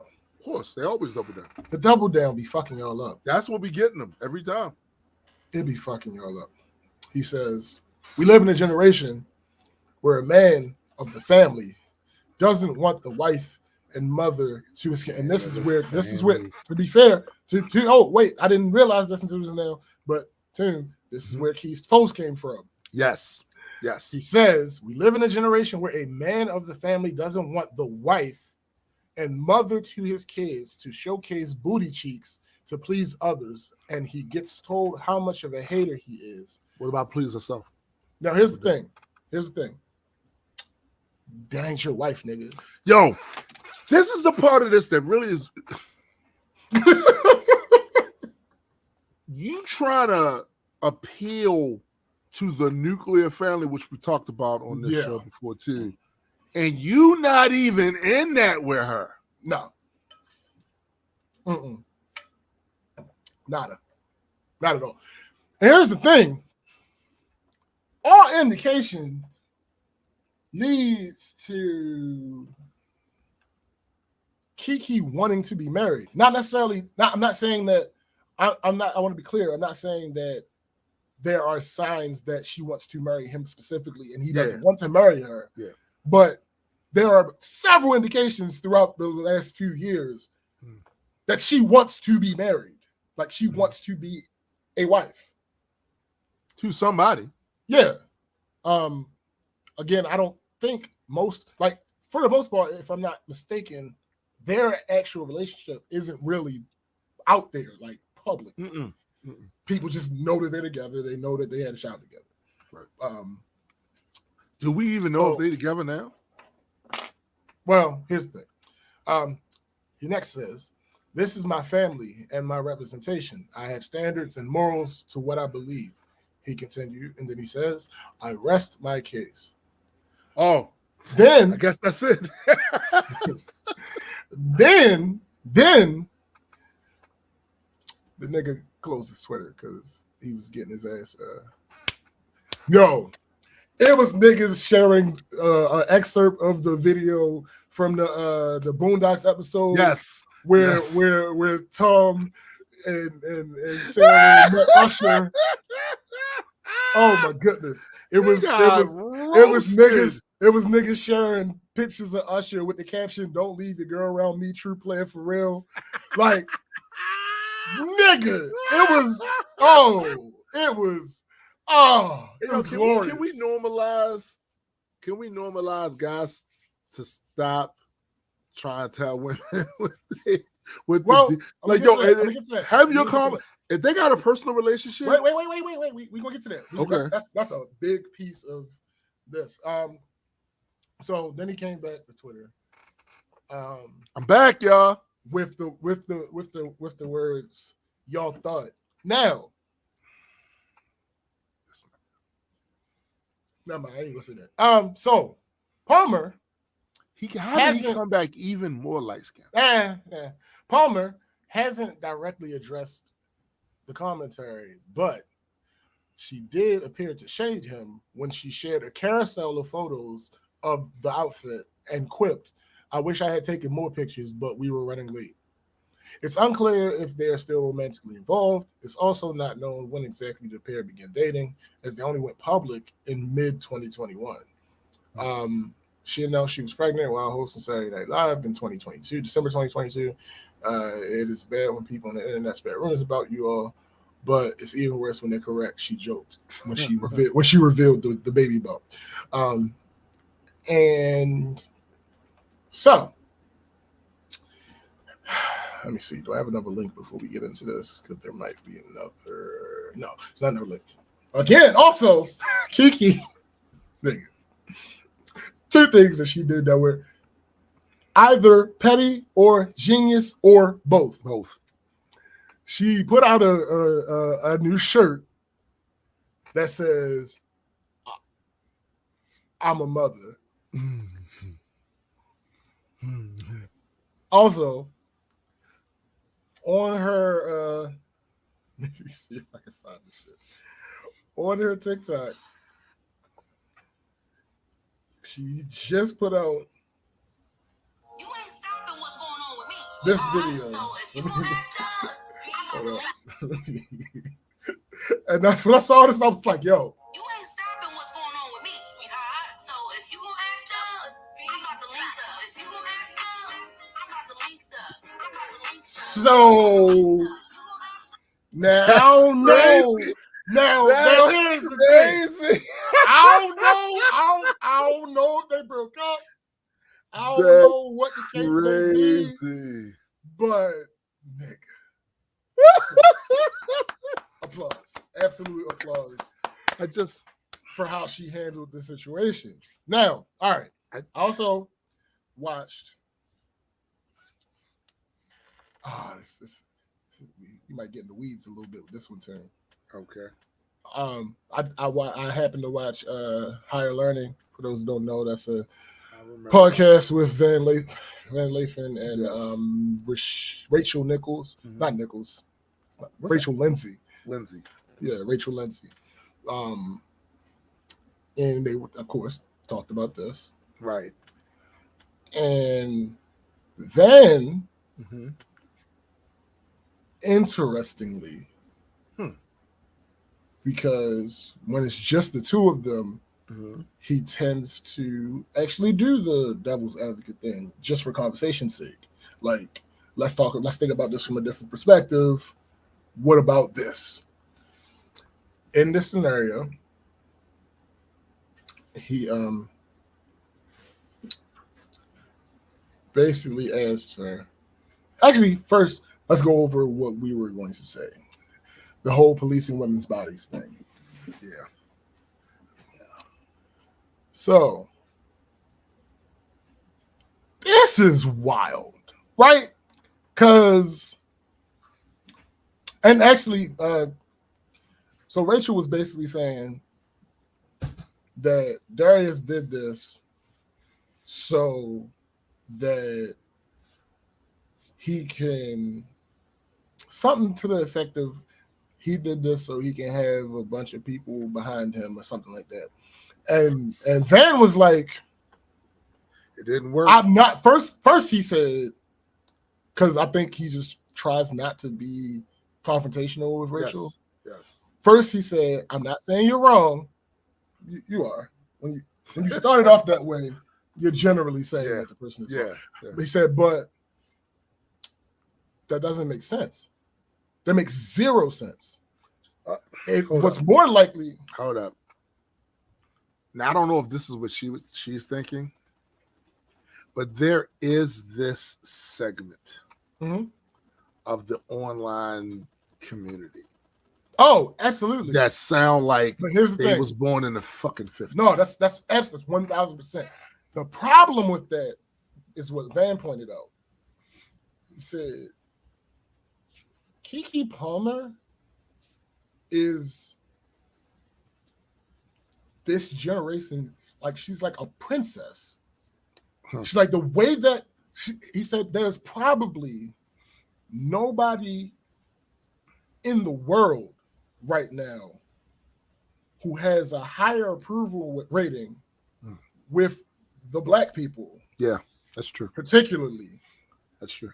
With an online presence than Keke Palmer. That's probably true. Like, and he's like, yes, those other people, the people that you just referred to, they exist. But even some of them, when presented with a favorite or a hero, will momentarily change their stance. Yeah. That wasn't like, and Van obviously gave room for the nigga just being that dumb. But we often talk about how stupid people are, right? Generally, people aren't this stupid though. You don't like it's already one thing of who Keke Palmer is, right? Right. But you're in a relationship with this person. Allegedly. So you get a well, I don't know about now. Right. But you get a constant reminder of that on the daily. Anytime y'all go out, anytime you happen to look on the internet, anytime you make a post with her in it versus a post without her by in yourself, it, you have all the evidence in the world. People generally aren't this dumb. I don't think it's that's stupid. The reason. I don't think so either. I think like he's a piece of shit. Absolutely. I think that if y'all were in a relationship previously, they were in a relationship. God damn it, they were. I mean, so they say. You had a chance to have any concerns or misgivings about her public wardrobe to speak to her in private. Instead, you took your goofy ass on social media and tried to shame her about some shit that she had on, and basically incurred the wrath of all these people who you had to know. You had to know she's seen a certain type of way by the public. Right. You had to know that. So you are either the goofiest nigga alive, or you are just a woman shaming piece of shit who feels like you're trying to control What she do? Here's the thing. I'm fairly certain he was aware of the risk. He had to be, bro. And he just disregarded it. Or he didn't think it would be that bad. Is that why you shut your Twitter down? Right. You fucking hump. Is that why you did it? Because you didn't think, oh shit, and then you start feeling the way like, damn, they chased me away. I got to come back and show my, you know, like, bro, the level of insecurity in this man goes far beyond him being feeling like he need to say something publicly, bro, to the woman he's supposed to. This nigga came back and said, "Y'all thought." Now, no, we knew you left. Like, we knew. Ain't no sport, nigga. You left. So for the people that don't understand that terminology, generally, that is vernacular used by black women or gay black people. This ain't the time. Like, listen, hear me out. Hear me out. You already looking shaky in these streets. This ain't the time to respond in that way. I don't. Can you hear him? Yo, and it's like, what were you? You weren't. You weren't. That's the whole thing. And you're gonna go and start another. I'm back on Twitter, yo. Like, what? Go away. Like no, you went away. Go no away. One cares. All right, so this is really controversial. Like, do you want to talk? This approaches a topic that you and I have discussed not on live, and we've expressed how we don't really want to talk about it live.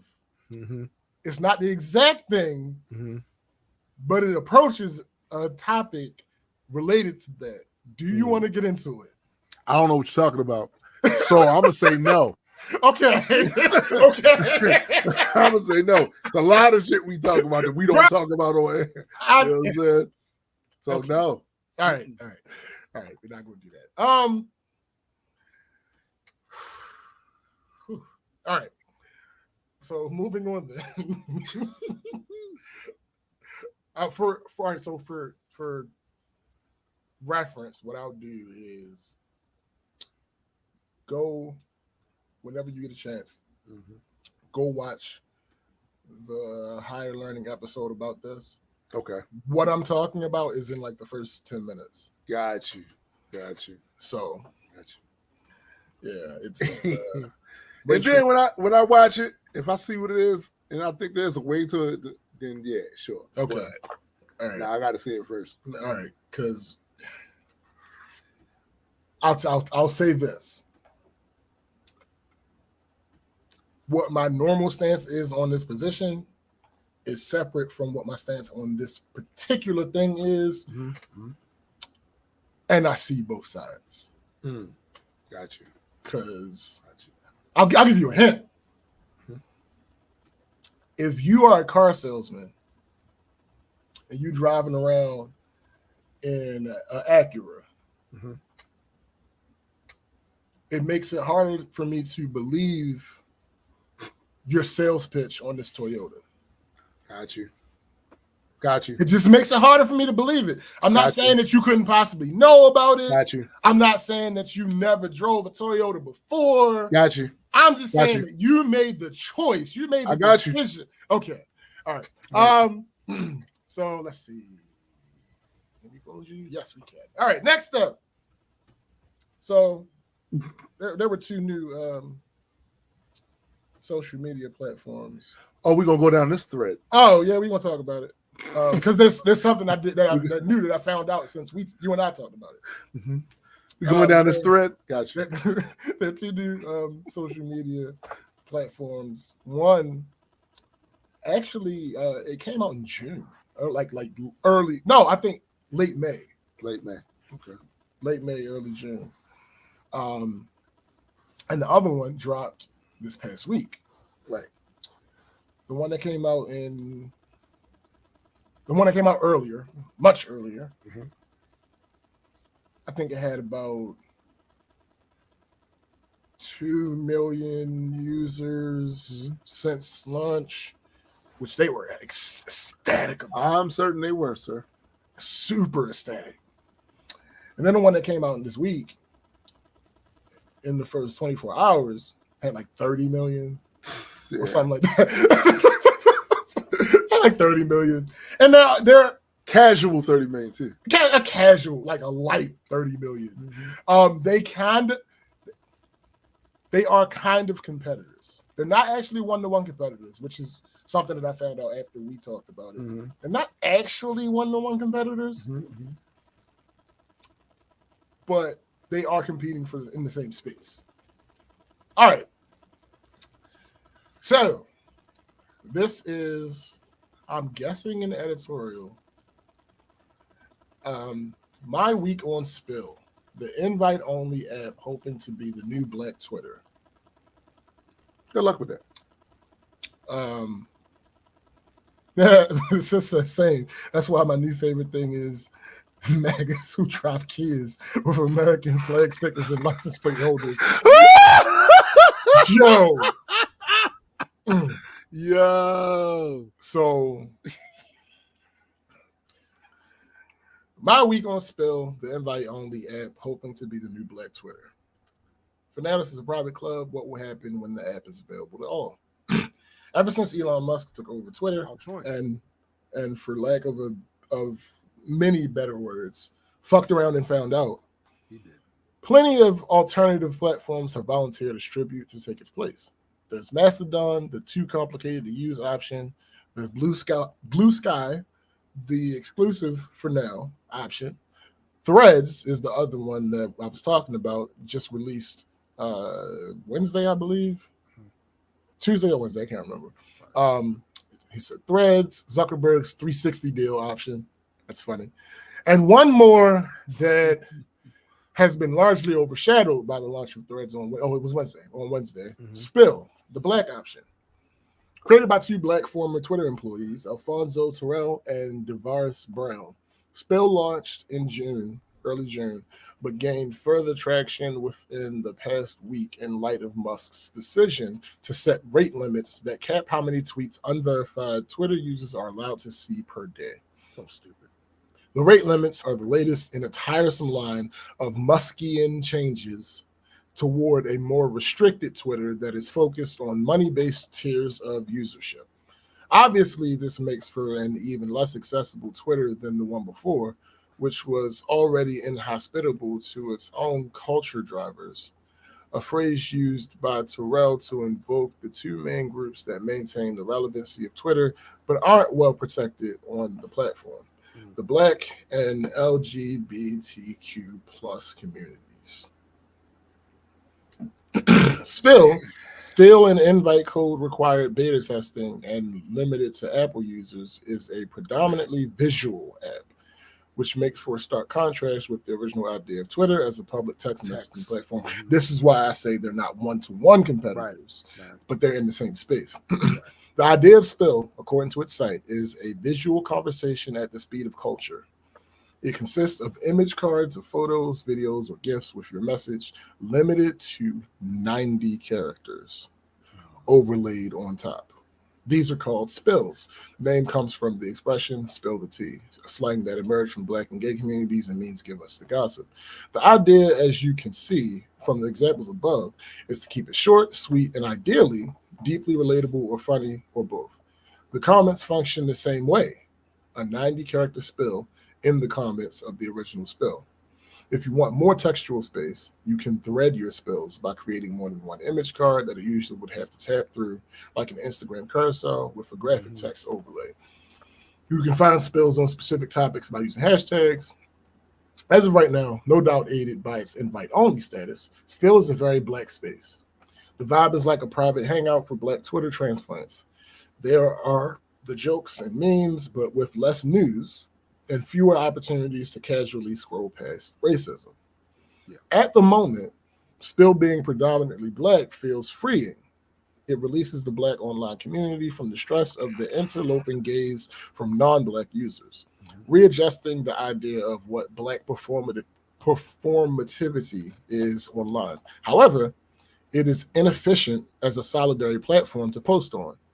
It's nice to have a separate space for Black folks to debrief on the tomfoolery of the world around them, but Spill's character limit makes it difficult to do some things that are just easy on Twitter, like really engage in discourse or share further information via news articles or other posts. To share news on Spill, you would have to rework the article's headline, and the character limit leaves no room for context or opinion. Not to mention, it's a lot easier to comment on things on Twitter since that is still where a lot of things actually happen. Yep. But maybe this is a good thing? Question mark. Limited room for text may mean limited room for engaging in discourse, but it also means limited room for bullshit. And when it comes to bullshit, specifically of the racist or homophobic variety, Spill's creators are extremely clear. They don't want it. They'd like to foster a space where the same golden questions that cycle through Black Twitter every month, resulting in maddening, useless, and often misogynistic discourse, won't thrive. You know, questions like who should eat dinner first, your man or the kids, or would you split things 50-50 with your man? So far, Spill's Safe Space initiative isn't all talk. Spill has tapped April Rain, the creator of the Oscar So White movement, as an advisor. The app's message of maintaining a respectful climate was strong enough to empower its users to bully the Shade Room, an incredibly popular Black blog that purposefully dishes inflammatory news, an approach that often results in misogynistic, homophobic, and transphobic discourse in the comment section of its posts and on Twitter, off the platform. In their comments on its post, Spill users pressured the Shade Room to leave the app, and when the blog used Spill's poll feature to ask whether they should delete their account, after thousands of votes, the answer was like 92% yes. This is an incredibly big feat, given that the Shade Room, as toxic as it is considered such a core pillar of Black online culture that even Barack Obama has used it to ask people to vote. Update to that story. The owners, once they really found out about that, basically denounced the fact that happened.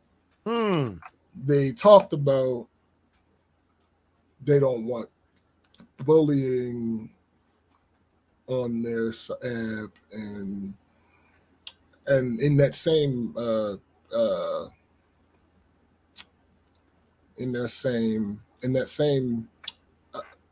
video, they talked about how this is not going to be a Black only space. Of course, it's not going to be a Black only space.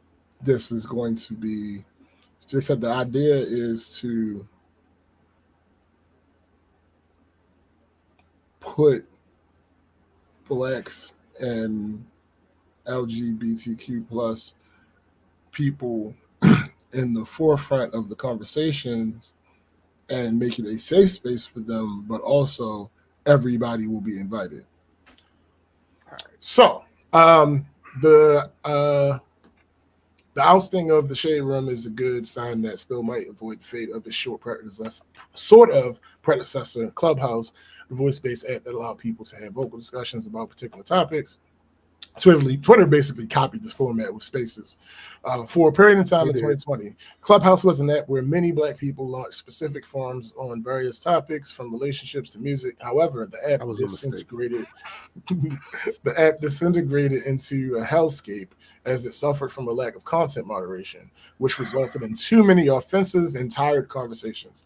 Many Black Twitter members are afraid that Spill will devolve in just the same way. How long will Spill be able to give a voice to the right people, or rather be a place for the right people? It's hard to ignore the ways Spill is limiting viral Twitter jokes like this one. It doesn't show the joke. It just have a link to it, so I'm not about to click it. Commenting on Wednesday's scandal. Okay, commenting on Wednesday's scandal in which beloved actress Keke Palmer's partner publicly slut-shamed her on Twitter, couldn't exist on the platform due to the character limit. Even if they are positive, feminist, funny, and entirely in the character limit, entirely in the style of a Black meme. If you were watching all of this drama go down online Wednesday night, like I was, It was clear that the majority of Black commentary on cultural events is still going to be happening on Twitter. Of course, a large part of this is due to the fact that Spill isn't open to the entire public, but it was shocking to see the relative lack of Palmer-related chat on Spill at the time. There are two large questions looming in the distance. The first is whether or not the Twitter versus Threads battle will overshadow Spill's existence. Threads is already showing strong signs of actually putting up a good fight with Twitter. Threads launched mere days after Spill started to gain widespread recognition from journalists and users was unfortunate for Spill. It was clear that Threads had all but demolished the word-of-mouth momentum that Spill had earned over the past week or so. This is a strong and frightening indicator of Spill's future, though not a definitive sign of doom. But Spill should be cautious of where it fits in the Threads versus Twitter narrative and how it can maintain its space within the conversation, or it will certainly get left behind.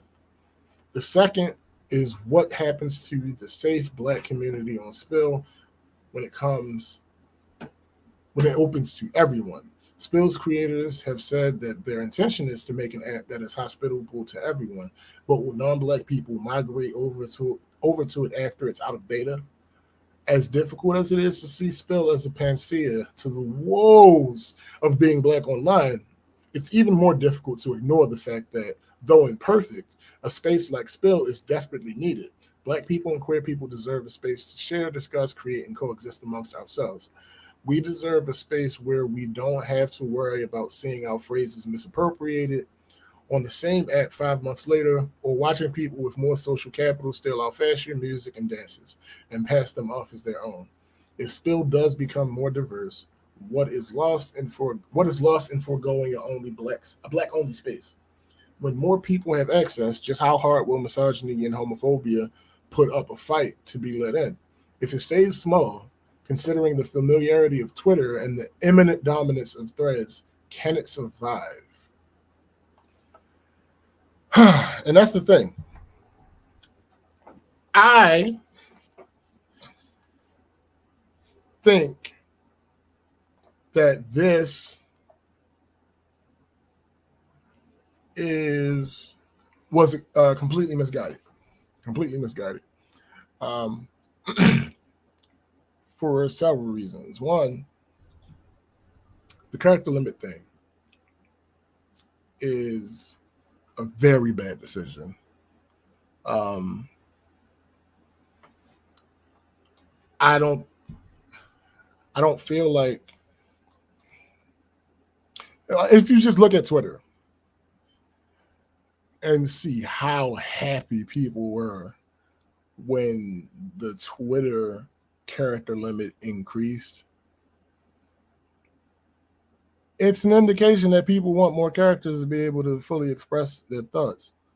And only having 90 characters is going to be good for some things, but not everything. There's a lot of things that are not going to really work out, like the person in the article said. Like, if you're trying to share a headline, you would have to reword the headline. And that, we know what happens with headlines and articles. Oftentimes, people will read the headline and never open the article. So, if I am someone, that was my mom. I get anxiety when my mom comes. Absolutely. You know I was about to say. Nah, she good. Good? Okay. All right. But like I was saying with the character limit thing, we know what happens with headlines. Mm-hmm. People will read the headline and never click the article. Facts. And they will feel as if they had read the article. Well, they're capping. Right. They're capping. Well, if you're limited to 90 characters, the most well-meaning person could rewrite this headline and Facts. It still end up being misleading. Facts. That's a problem. Well, there is actually one inherent problem with their goals and why they will not achieve them for any long period of time. You are servicing people. This is the thing. All of these sites might start off with a certain tone to it. Mhm. Eventually, though, when you open the shit up to the public like that, Bruh. more people get to come in there. So the stuff Bruh. that they're trying to avoid, they're not going to be able to avoid it. Difficult to Especially the more people get on the site to moderate that, it isn't gonna happen, bro. It's not like I understand what they're trying to do, but I think just the nature of who they're appealing to is people, and regardless of race, I have had enough conversations with my own folks to have me looking at them like, yikes. So, and that's the other reason they didn't want this narrative that it was only for, because the bottom line is ad money, this, that, third. They can't, it's just not going to be what they think it is, because you are appealing to people, and it doesn't matter what ethnic group the people come from. There is enough toxic junk amongst all groups. They're going to come in there with that bullshit, bro. Like they are. They just are. Look at Kiki's. See, that's what I'm saying. Yo, like you're not going to stop it, bro. You're not going to stop it. You're not going to stop it. It just is what it is.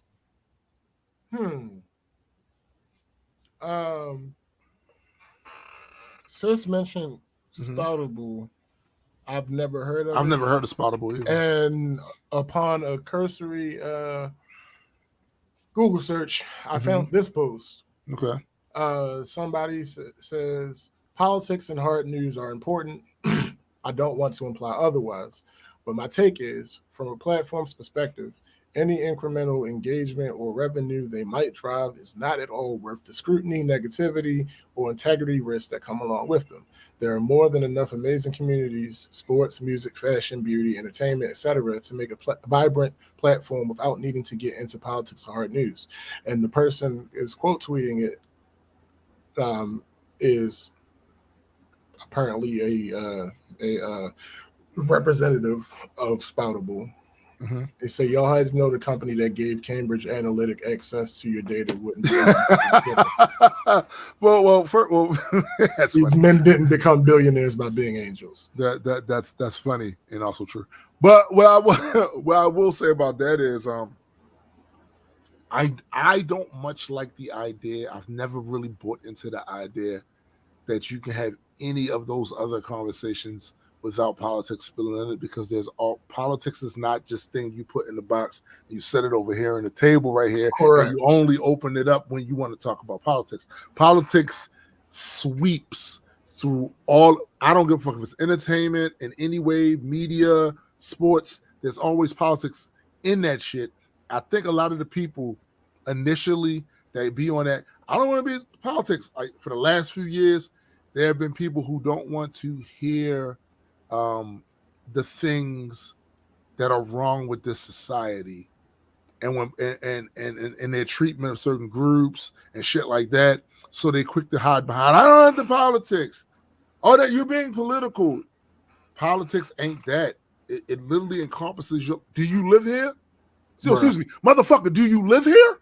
Bruh. Well, whatever's happening here is going to affect everything that you do. Everything. All right, I found an article on Spoutable by a black man. Ever since Elon Musk Ever since Elon Musk became CEO of Twitter, the platform has drastically changed, and according to users from marginalized groups, that change has been for the worse. One indication of this was the 500% increase in uses of the word nigger. Soon after Musk was announced as the new leader. In response to the increased hostility, several new social networks have been launched with the intent to provide a safer alternative to the popular Bird app. Spoutable is one such platform that officially launched on the 1st of February 2023, touted by the Atlanta Daily World as one of the best things to happen to Black people in 2023. Spoutable was created by Bot Sentinel founder Christopher Boozy, and there are a few similarities and equivalents between the two platforms. Twitter has tweets, Spoutable has spouts. Twitter has retweets, Spoutable has echoes. Twitter has subjects trending, Spoutable has them making waves. Bot Sentinel is an analytic tool that was launched in 2018 to help fight disinformation and targeted harassment. And Spoutable runs on Bot Sentinel technology. It gives all accounts a rating based on the user's activity. The higher the rating, the more problematic the activity. This gives the users forewarning before choosing to either engage with or block that account. That's cool. Recently, I discovered something about Spoutable that really bothered me. Uh-oh. On the surface, it seems like any other social network site with its own set of rules and customs. But a series of incidents led me to realize there was much more to it and not in a good way. A series of unfortunate conversations led me to tune into a Twitter Spaces meeting that BCGz hosted on the 21st of February. It was a Q&A regarding the policies on Spoutable. Please note that any quote that I present from the Spaces meeting have been edited to remove any pauses, stutters, or repetition. If you wish to listen to the full unedited meeting, you can do so here. There's a link. He started off the meeting by explaining a clumsy spout that he sent and deleted. Quote, so yesterday, before we get into all this other craziness, I spouted something regarding a novelist, and it was a clumsy spout. I did apologize, and I did explain what I was trying to illustrate with my spout. But I was clumsy, and I should have taken more time to get it out there. Some women and some guys sent me messages like, hey, I didn't understand this, and it may be offensive to someone. I said, yeah, you know what? I thought that it was self-explanatory by the images that I used, but my wording was not great. End quote. Remember this because it becomes very important later. BCGz then went on to explain that not all the terms of services and policies were visible to users from the very beginning. I'm unable to establish exactly when they did become available, but I suspect it may have been around the 19th of February, which matches the date of 3 messages that BCGz seemingly spouted out of nowhere. Here are the spouts. Number 1, not being allowed to spout adult content doesn't mean you are being discriminated against. You are free to spout as much as you like as long as you are not violating our policies. Number 2, we don't allow adult content and that policy will not change. Creating an account here is to complain about a policy that was available before you created your account isn't cool. Next one, it's not going to be revisited, nor will the policy change. Now, here's what he said in the space. Quote, so a few days ago, we had just updated the policy in terms of we made it live for everyone, but this policy has been in effect from day one. It just was not visible. That's not good. We wanted to make it easier for folks to find it. A young woman, a sex worker, joined the platform, and she said within 5 minutes of being on the platform, I don't feel welcomed or safe, or something along those lines. I replied to her because I knew it was regarding the policy. I replied with the link to the policy and explained respectfully why this decision was made, how it was voted on by the community, and when everyone was pre-registering and leaving their feedback, that wasn't one of the top 10 in terms of things people either wanted to see or didn't want to see. They did not want sexually explicit material on the platform, end quote. After a thorough search on BCGz's Spoutable feed, I was unable to find any evidence of this conversation. There are many possible explanations for this. Either the conversation is only available to people with Spoutable accounts, which I don't have, only accessible via the sex worker's account, which I can't track down without a username, marked as private by the user and has limited visibility even to other account holders, no longer there because it was deleted or the account has since been suspended, not available because the conversation never happened. Either way, the only public reference I could find to this conversation is a vague allusion in response to one of BCGz's spouts, and in the Twitter space, there is no obvious mention on who the sex worker is or was, and nobody has mentioned her since until such evidence is presented. This claim remains unsubstantiated. Edit. I have since managed to track down the mystery sex worker. I won't reveal her name, but finding out who she was actually answers a few questions I plan to raise later on in the series. BCGz then went on to this. Now, time out. Ladies and gentlemen, I don't know this person. This is the only thing I've ever read from this person. But so far, this is what journalism is. Yeah. This is, okay. BCGz then went on to mention the involvement of romance novel writers. Quote, so after I replied, romance novelists who also had issue with the policy inserted themselves into the discussion that was specifically about sex workers, and we made it clear that sex workers are not banned on Spoutable. There are sex workers who are on Spoutable right now, talking about their issues, talking about their work as well. They're just not sharing sexually explicit content, and we made that clear from before. quite a few folks chimed in and explained to them that this was the process. They were there during the process. We all voted on it. This was explained to them numerous times. At some point, one of the novelists said, well, hey, I think your policy is too vague. I want to rewrite it for you. End quote. I have 3 issues with this statement. One, oh goodness, I hope this power ain't go out. I have 3 issues with this statement. One, as stated before, there's no way of knowing exactly what the sex worker's concerns were because there's no point of reference other than what Boozy said. This means there's also no way of knowing whether the concerns of the romance novelists were the same or about something entirely different. Okay, not a power outage. No. Happens every time. Every day. Number 2, the romance novelists didn't insert themselves anywhere. One novelist posted a series of separate spouts about issues she discovered within the adult content policy, a policy that Boozy admits wasn't available to view until a few days before the online meeting. This indicates that she may have discovered new information about Spoutable that would affect her ability to use the site and needed help deciding whether to remain or to go elsewhere. 3, Boozy misquoted what the author said and misrepresented her stated intentions. The author in question is Courtney Milan, and she sent several spouts explaining her concerns about the terms of service and specifically the adult content policy. 1, just to be clear, I'm pretty sure that posting links to romance novels that contain sex scenes violates the policy. Her second post, y'all, please don't tell people who are wondering whether this site is going to pull a Tumblr and make it impossible to talk about the thing they do for a living, that they're just getting mad because we want to make controversy. No, we're trying to figure out if you want to invest time here. 3, I don't think people who wrote the policy thought about the ways people talk about sex. Are we going to argue whether HBO's Game of Thrones is more rapey than the book series? Are we going to discuss if that one sex scene in Bridgerton is rape? Can I screenshot a court case about harassment? 4, and like this, exceptions, quote, exceptions may be made for medical, health, educational, or artistic content. It's not good language. The proper language starts with nothing in this policy prevents discussion of, and the list has to be longer. 5, whatever you think of adult content on this site directly, this is not good language. It's not good policy, and it is extremely fixable. I'm happy to help try to come up with a policy that provides clear guidance, meets general aims of external bodies while preserving necessary discussion.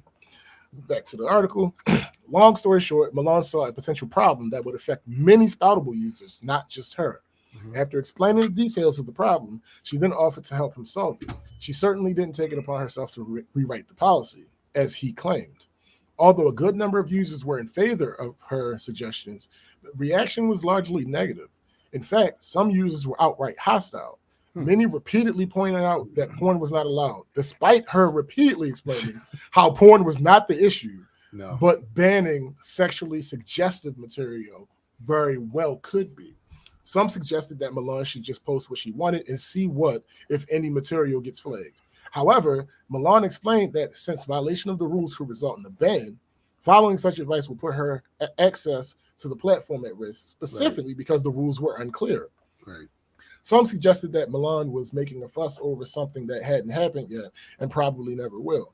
As for the more hostile responses, many accused her of being a Karen, imposing so-called help that wasn't needed or asked for. Some accused her of trying to hobble the site in its infancy.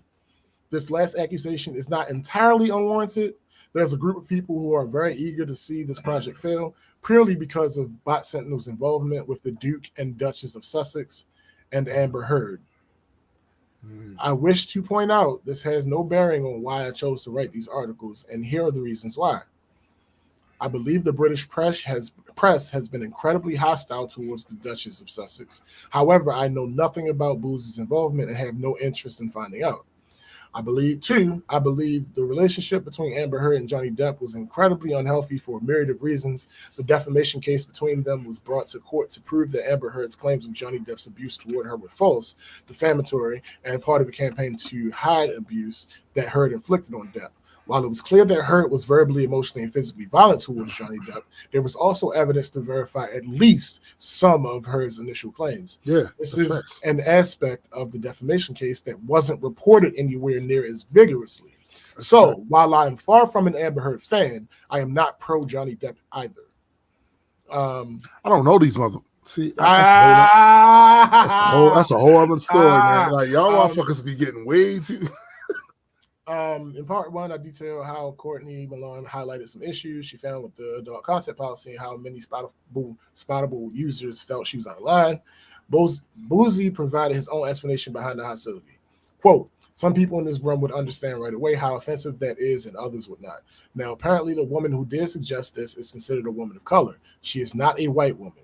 However, the folks that were with her insisting that I take her up on that offer were not women of color. And it started to become offensive to Spoutable users who are people of color because it took them to a place that was very uncomfortable. A group of white women were telling a black man on his platform at his company that he should change his policy, a policy that was voted by tens of thousands of users. A lot of folks took offense to that. At some point, it changed from sex workers to novelists, to some of these novelists starting to drag the LGBTQ plus community into it, trying to suggest that by banning pornography, we're basically banning the LGBTQ. Wait a minute, what? Community. Wait. End quote. There's an awful lot to unpack from what Boozy said here. At first, he refers to a phenomenon steeped in racism that black people, especially American black people, frequently face. The assumption that a successful black person must have cheated their way to the top and that black people are too intellectually inferior to do the work required in responsible positions, but are also too lazy to do the labor more suited to them. This is a premise that many people in positions of power subscribe to. That is actually very poignant, very prevalent. Yeah. I just had a conversation with a fellow comic book owner who was dealing with something similar. I said, what's going on is a larger issue. I'm trying to continue to attach the narrative that stuff that we do is not, doesn't have the same level, it's low quality, or that it's undeserving of credibility. This is what they did with the affirmative action thing. Right. This is a prevalent a theme or a narrative that has lasted since really I want to say during construction, Reconstruction. Right. On this thing that hasn't gone anywhere. So when you see people running around here acting like those things from those bygone eras, all of a sudden they wiped them clean. It took them 53 years and they wiped them clean. Right. It's cap. That shit is still around, bro. It's still around. So blah blah blah. The belief is as insidious as it is old, and black people are painfully aware of it. In response, they are constantly navigating around undeserved obstacles that are placed before them because of that mindset. For example, a black woman named Kalisha White applied for a job at her local Target in Wisconsin. After her application was rejected, she reapplied using the name Sarah Brucker. The new application was awarded an interview, despite having fewer qualifications listed. Although Kalisha received part of a $500,000 settlement in 2007, many black people still changed their names on their job applications to avoid rejection, as Target were not and are still not the only employer who discriminate this way. Once you bear this in mind, it's easy to see how a man in Boozy's position would get defensive at a white-presenting, half-Chinese woman such as Milan coming into his place of business and telling him in detail how he's running his business incorrectly in front of his customers, especially when that white woman's white woman friends chime in to agree. However, there are some issues I have with the stance. Number one, not all who agreed with Milan were white. Right. Number two, not all who agreed with Milan were women. Right. Number three, quite a few who voiced their opinion on the matter, regardless of who they agreed with, had gender-neutral handles and logos illustrations for their profile pictures. So there was no way of knowing their gender or race. Yeah, so you're making a lot of assumptions. Number four, even if all who agreed with Milan were white women, getting this defensive would only be a reasonable reaction if the issues Milan raised were baseless. They were not. Number five, even baseless concerns about something as important as the terms of service would need to be officially addressed within a reasonable time. hers were not. Putting the issue as a group of white women ganging up on a black man due to racism is a very effective way to gain support for your cause, especially during a time where anti-black racism is still an issue. However, by erasing the non-white and non-female spout users involved, Boozy was not only being dishonest about the situation, but also incredibly manipulative. Mm-hmm. There's also the issue of how many people cast votes. Regarding the actual adult content policy, it read as thus. Spoutable prohibits the posting or sharing of any sexually explicit content. Examples of adult nudity and sexual content may include sharing or posting sexually explicit images or videos, including nudity, sex acts, and pornography. Number 2, engaging in sexually suggestive or explicit language in post, comments, or private messages. Damn. 3, sharing or posting sexually suggestive or explicit content, including image, videos, and text that are not sexually explicit but still violate the community guidelines. 4, sharing or posting links to sexually explicit websites or content. 5, posting sexually explicit comments or messages on public profiles or pages. 6, engaging in non-consensual sharing or distribution of sexually explicit images and videos, also known as revenge porn. Exceptions may be made for medical, health, or educational or artistic content. That is confusing as fuck. Yeah. That is okay. Blah, blah, blah. Back to the article. One speaker in the space by the name of Jenny DeMilo pointed out that sexually suggestive could literally mean anything to anybody. The policy would therefore need further explanation for users to accurately assess what would be safe to post. Boozy's answer to this was, in terms of the policy, quote, in terms of the policy, I would suggest you read every other social media platform's policy regarding sexually explicit content, and you're going to find similar language. There's just no way to be able to spell out everything. It's impossible to do, end quote. Amongst other things, the Instagram Help Center defines sensitive content as, quote, content that may be sexually explicit or suggestive, such as pictures of people in see-through clothing. We remove content that contains adult nudity or sexual activity. The Facebook Community Standards says, our nudity policies have become more nuanced over time. We understand that nudity can be shared for a variety of reasons, including as a form of protest, to raise awareness about a cause, or for educational or medical reasons. Where such intent is clear, we make allowances for the content. For example, while we restrict some images of female breasts that include the nipple, we allow other images, including those depicting acts of protest, women actively engaging in breastfeeding, and photos of post-mastectomy scarring. For images depicting visible genitalia or the anus in the context of birth or afterbirth moments or health-related situations, we include a warning label so that people are aware that the content may be sensitive. We also allow photographs of paintings, sculptures, and other arts that depicts nude figures. Right. Tumblr, visual depictions of sexually explicit acts or content with an overt focus on genitalia are not allowed on Tumblr. That includes pictures, videos, GIFs, drawings, CGI, or anything similar. Historically, significant art that you may find in a mainstream museum and which depicts sex acts, such as from India's Sunga Empire, are now allowed on Tumblr with proper labeling. Right. So, back to the article, as you can see, specific examples are given as guides regarding what is or isn't allowed. Examples, the spoutable policy severely lacks. So Boozy's claims that Spoutable's guidelines are no different to that of other platforms falls severely short. Your terms of service is the very foundation of your business. Yep. The requirements need to be clear for customers to follow and clear for staff to consistently monitor. And it needs to be updated, and then people informed of updates. That's what has to happen, B. Unclear rule sets can open your company to legal action. And since Spoutable is a startup, hey, yeah, I saw it. I tried to. Yeah, Spoutable is a startup. Boozy's unlikely to have the financial backing needed to handle any large court cases. But I really don't see how it's possible to do that with the current adult content policy, especially since the community rules about adult content specifically says you may not post any media that is pornographic or intended to cause sexual arousal, including full or partial nudity and simulated sexual acts. Based on how both texts are worded, would British celebrity chief Nigella Lawson be able to promote her cooking shows on Spoutable? considering that she made her name from cooking food in a sexually suggestive manner, uttering innuendos like the closer the bone, the sweeter the meat, in a low purring voice? I would say no. Including sexually suggestive images, videos, and text under sexually explicit content is something I find incredibly problematic purely because there is a difference between what is sexually explicit and what is sexually suggestive. More importantly, that difference varies from person to person.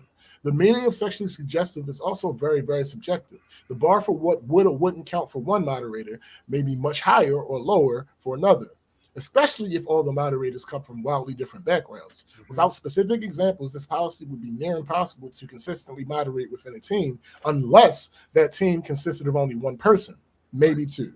Also, the word may in the sentence about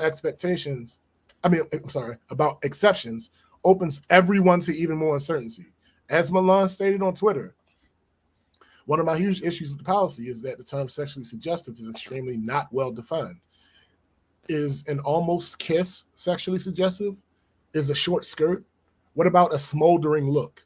What about actual kissing? What's the line? What's the line here? You can make a fully clothed cooking video sexually suggestive just by running your fingers along a carrot slowly. You could read the Pledge of Allegiance in a sexually suggestive manner. It's a very vague standard, and it's made worse by the fact that certain people, particularly marginalized ones, are sexualized by other people's gazes and are seen as inherently sexual beings just for existing. Again, there are certain prevalent narratives, bruh, that are stubborn as fuck. And you know the other reason they don't go away? They don't go away is because the people that hold those things are in denial about why they do the shit. And then when they called out on it, they get super fucking defensive. And if you happen to come from a demographic that has power in this country and numbers in this country, you can literally choose to be oblivious to this shit and not be penalized for it at all. So these things, it's like what I said to the comic book owner, Black comic book. I told him to keep doing this thing. There are a bunch of bad storylines out there that has zero to do with what ethnicity the main character is. Even the big two, Marvel and DC, put stinkers out there. People trying to attach the stigma of bad storylines to Black characters speaks to a larger issue. The idea that anything we are attached to somehow is of lower quality, or we are undeserving of credibility because some of us choose to tackle the mindless stereotypes that have plagued our representation in media. In short, if you have not gone through what the fuck we've gone through, if you have not had to endure the outright assassination of your character as a people, you are in no position to sit here and talk shit about how we address that shit. Especially if you ain't trying to help. Facts. He gives another example. A Twitter user who goes by the name of, I can't pronounce that, wrote a long Twitter thread about the problems they found with the content policy based on their experience of running a social media site. Part of it states, there's a long history of content from marginalized people, especially queer people, being considered sexually suggestive or adult content, when corresponding content from non-marginalized people wouldn't be. There's also this issue of people with certain body types having non-sexual content wrongly deemed sexually suggestive. We've seen this on Instagram, bro. We've seen this on a lot of different sites with the teacher that was wearing, these are record. Wait. I'm glad you said that. She goes on to say, for instance, my bra size is 38J. Like many other big-titted people, I've been dinged for dress code violations for dressing perfectly professionally. That's because it's literally impossible for me not to have cleavage unless I'm wearing a turtleneck. And sometimes not even sexual. Right. And sometimes not even then. Just by wearing the exact same thing someone without the knockers is wearing, my body becomes sexually suggestive simply by existing. Right. The same thing happens to Black women whose bodies are deemed, thanks to centuries of racism, to be sexualized in contexts that aren't sexual. I don't want to speak for Black women here, but you can find all sorts of discussion about this by looking. You can. Hence, a discussion about the racial, ethnic, gendered, and body type based discrimination people experience with workplace dress code policies will show you the problem. These are just a few examples. Using this kind of language in a content policy without clarifying exactly what you mean by it, with specific examples, and more importantly, clarifying what you don't mean by it, immediately calls all these issues to mind for people who've experienced that discrimination. Now, this is where the LGBTQ plus community comes in. Milan is a queer woman, as are many romance writers. That's good. That's going on the shirt. Big titty people. That's funny. That's going on the shirt immediately. Which is a community of romance novelists as well as fans of literature and movies within the genre. The community has several online spaces where romance novels, literature, and movies are discussed from an intersectional feminist perspective. One issue that queer content creators frequently face with online platforms is the increased sexualization of what they do, purely for being queer or including queer themes. As the other person who has experience running the social media site stated above, here have been many instances where a video or a picture of a same-sex couple interacting has been banned from a platform, while depictions of opposite-sex couples doing the exact same thing have been allowed to remain. Right. With this level of scrutiny, the term sexually suggestive could easily be applied to queer-friendly content. In response to Milan's spouse regarding the policy, some Spoutable members wrote, "I'm a professional romance reviewer, author, and discussing sex scenes is a part of the territory. I'm also a queer person who knows that poorly worded, implemented adult content policies are often used to shove us back into the closet. Until this is clarified, this site is unusable for me." Someone else says, "Y'all, please don't tell people who are wondering whether this site is going to pull a Tumblr and make it impossible to talk about the thing they do for a living that we're just getting mad." Another person says, "I think it's more disturbing as to who is setting this policy and how transparent they are. This concerns the queer community too, as we get censored just for existing. It doesn't feel 100% safe or comfortable here, as this is the slope we always slip on." Somebody else says, "Not gonna lie, it's a little disheartening to see people ask for clarity on how vague wording won't be turned into a way of harming queer people yet again, and be met with large parts of this community here saying, nah, fuck off." First of all, as I said earlier, you're servicing people. Right. If you want to know what the problem is, it's people. It's people. It's going to always be people. It's going to always be people. I don't care what type of platform you attempt to make. It's going to always be people. People are always going to be the problem. Every time. So the article, back to the article, he says, so contrary to Boosie's claims, the LGBTQ plus community wasn't dragged into the conversation. It was members of that community who initiated it out of concern that they would be further marginalized. More importantly, the conflating of porn with LGBTQ plus people came from users who defended the policies, not the novelists. Interesting. Someone said this is a generous offer. Mike is ass. The offer for the novelist to help rewrite the policy. Someone said this is a generous offer. There's a huge community of writers and readers called Romance Landia, and an equally large group of young adult readers with writers whose young adult books are being banned simply for including LGBTQ plus characters. We are all on edge. Please let the author help you clarify. Someone else says, I don't understand what you're talking about. I don't see what LGBTQ has to do with not allowing porn. Someone says, in response to them, are you paying attention to what's happening in Florida? No. Where books with LGBTQ plus characters and no sex are being called porn and banned from schools. It's so bad. It's so bad that so they got the drag reading thing. They're reading children's books. Yeah. It just happened to be in drag. And these motherfuckers are saying, this is sexually suggestive. Excuse me. They're reading children's books. Yo, and again, people. Now, this is interesting. This is a situation where the technology is working better than the humans are. Because remember at the beginning of this platform has that algorithm that ranks users. And the higher your rating, the more problematic you probably are. Yes. Now listen to this. Someone says to the owner, you have two distinct issues. Should Spoutable allow porn? And your published adult content policy is terrible. What particular adult content is prohibited? People are trying to help you with the second thing, but you keep saying no porn as if they're mixing. Yeah, he's mixing both. Somebody responds to this person and says, "Do you know what porn when you see it? I see many things that arouse me, but I know the difference between that and porn. I'm an adult." Now, the first person's rating is a 0%. Okay. Second person's rating is a 13%. So the first person responds to them and said, exactly. The policy is terrible because it prohibits both porn and things that arouse you. And he could be aroused by a fucking Shih Tzu. We don't know what the fuck he into. We don't know. Yo, it's crazy. Like Jason said, that, hold on, let me find that quote. He was like, the tech is easy. The platform is plug and play. It's the people. It's the motherfuckers not making the policies clear enough, right? And it's people just in there.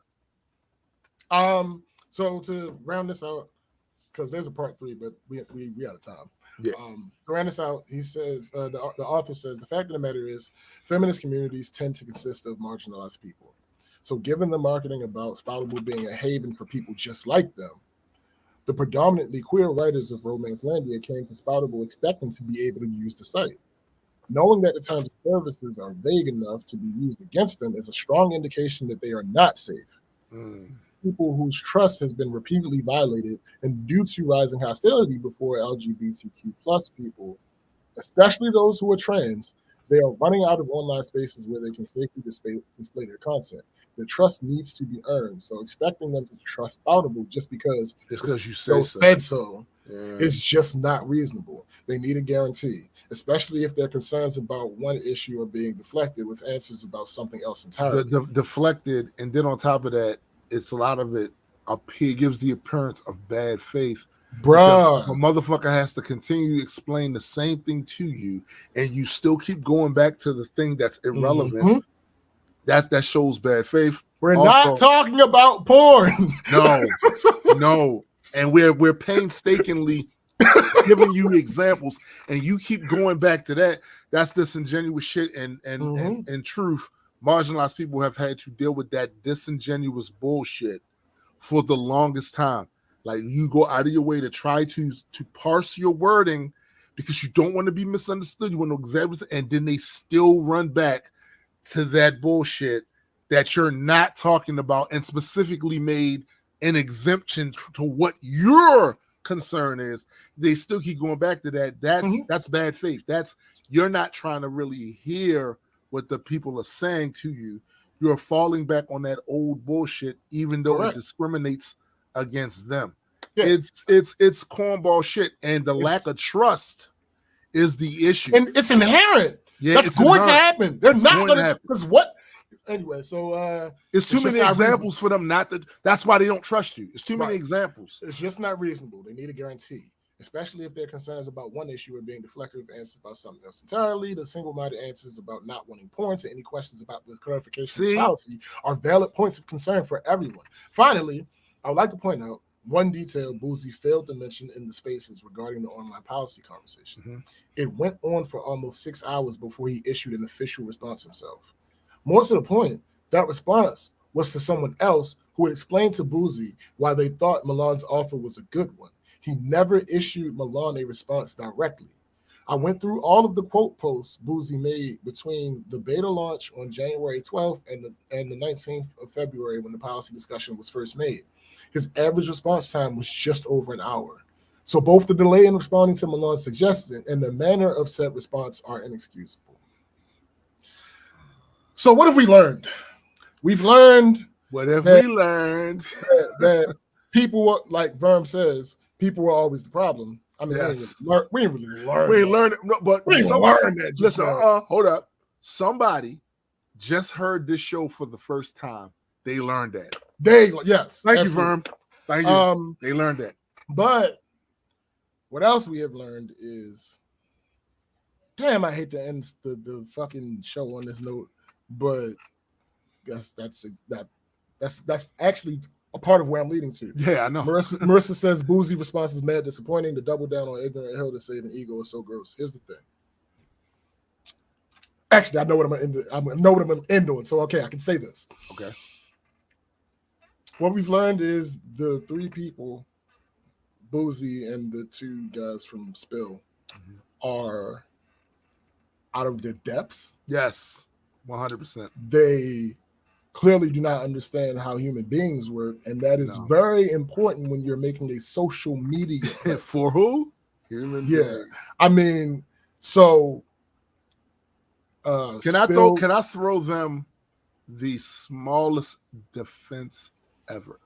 Mm-hmm. None of the bigger sites have nailed this shit either.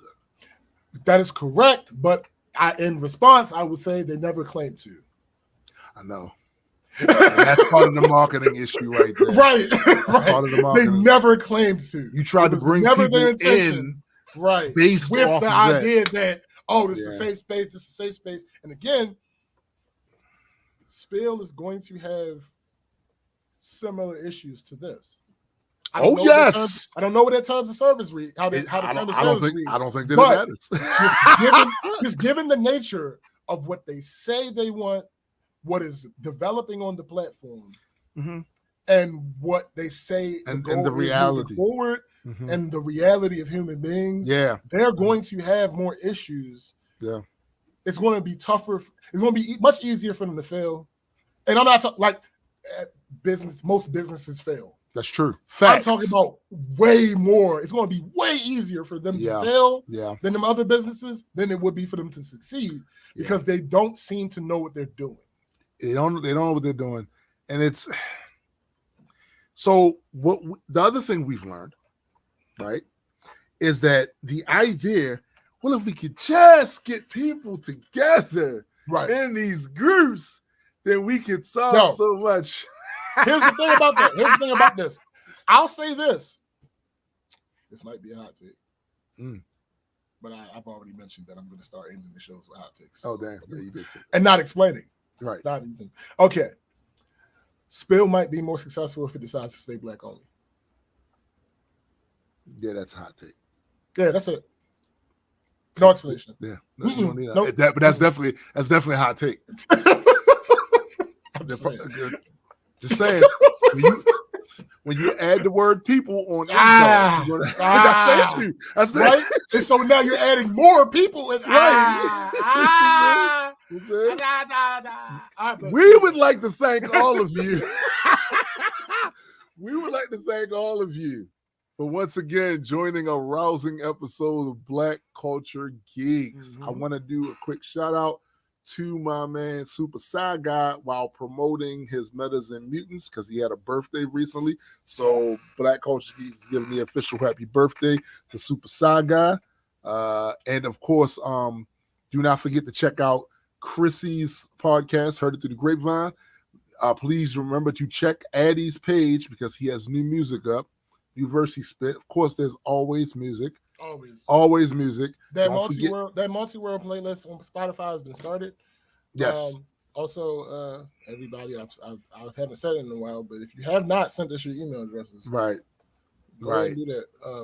There's a thing happening. I'm aiming for August.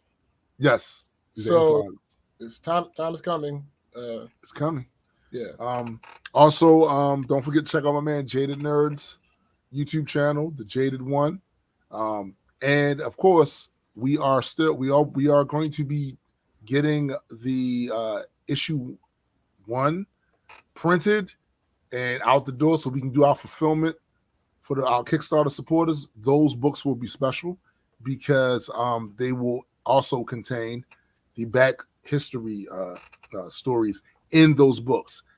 That's the last run you will see something like that unless we do another thing for a Kickstarter. After that, a lot of those books will be in their own book, right? So also, do not forget to, if you have not already, to subscribe to the Multiworld Entertainment YouTube channel. That's very important. And add our music to your Spotify playlist. Do that. Yeah, and go follow that Multiworld playlist. Go follow that Multiworld playlist. It should probably be the only Multiworld playlist that exists. I can't guarantee that. But if you go on yeah. Spotify and you search Multi-World, I'm pretty Absolutely. sure. Absolutely. Yeah. So big shout out to my comrades in Majestic Comics, the ownership tier, Graydon Square, Joseph Arnold. Appreciate you guys. Couldn't do this shit without you. And of course, our writers that are graciously bringing their IP to Majestic Comics, adding to the dopeness that we feel is already there. My man Christopher Colburn, Sci-Fi, and of course the irrepressible SPJ, right?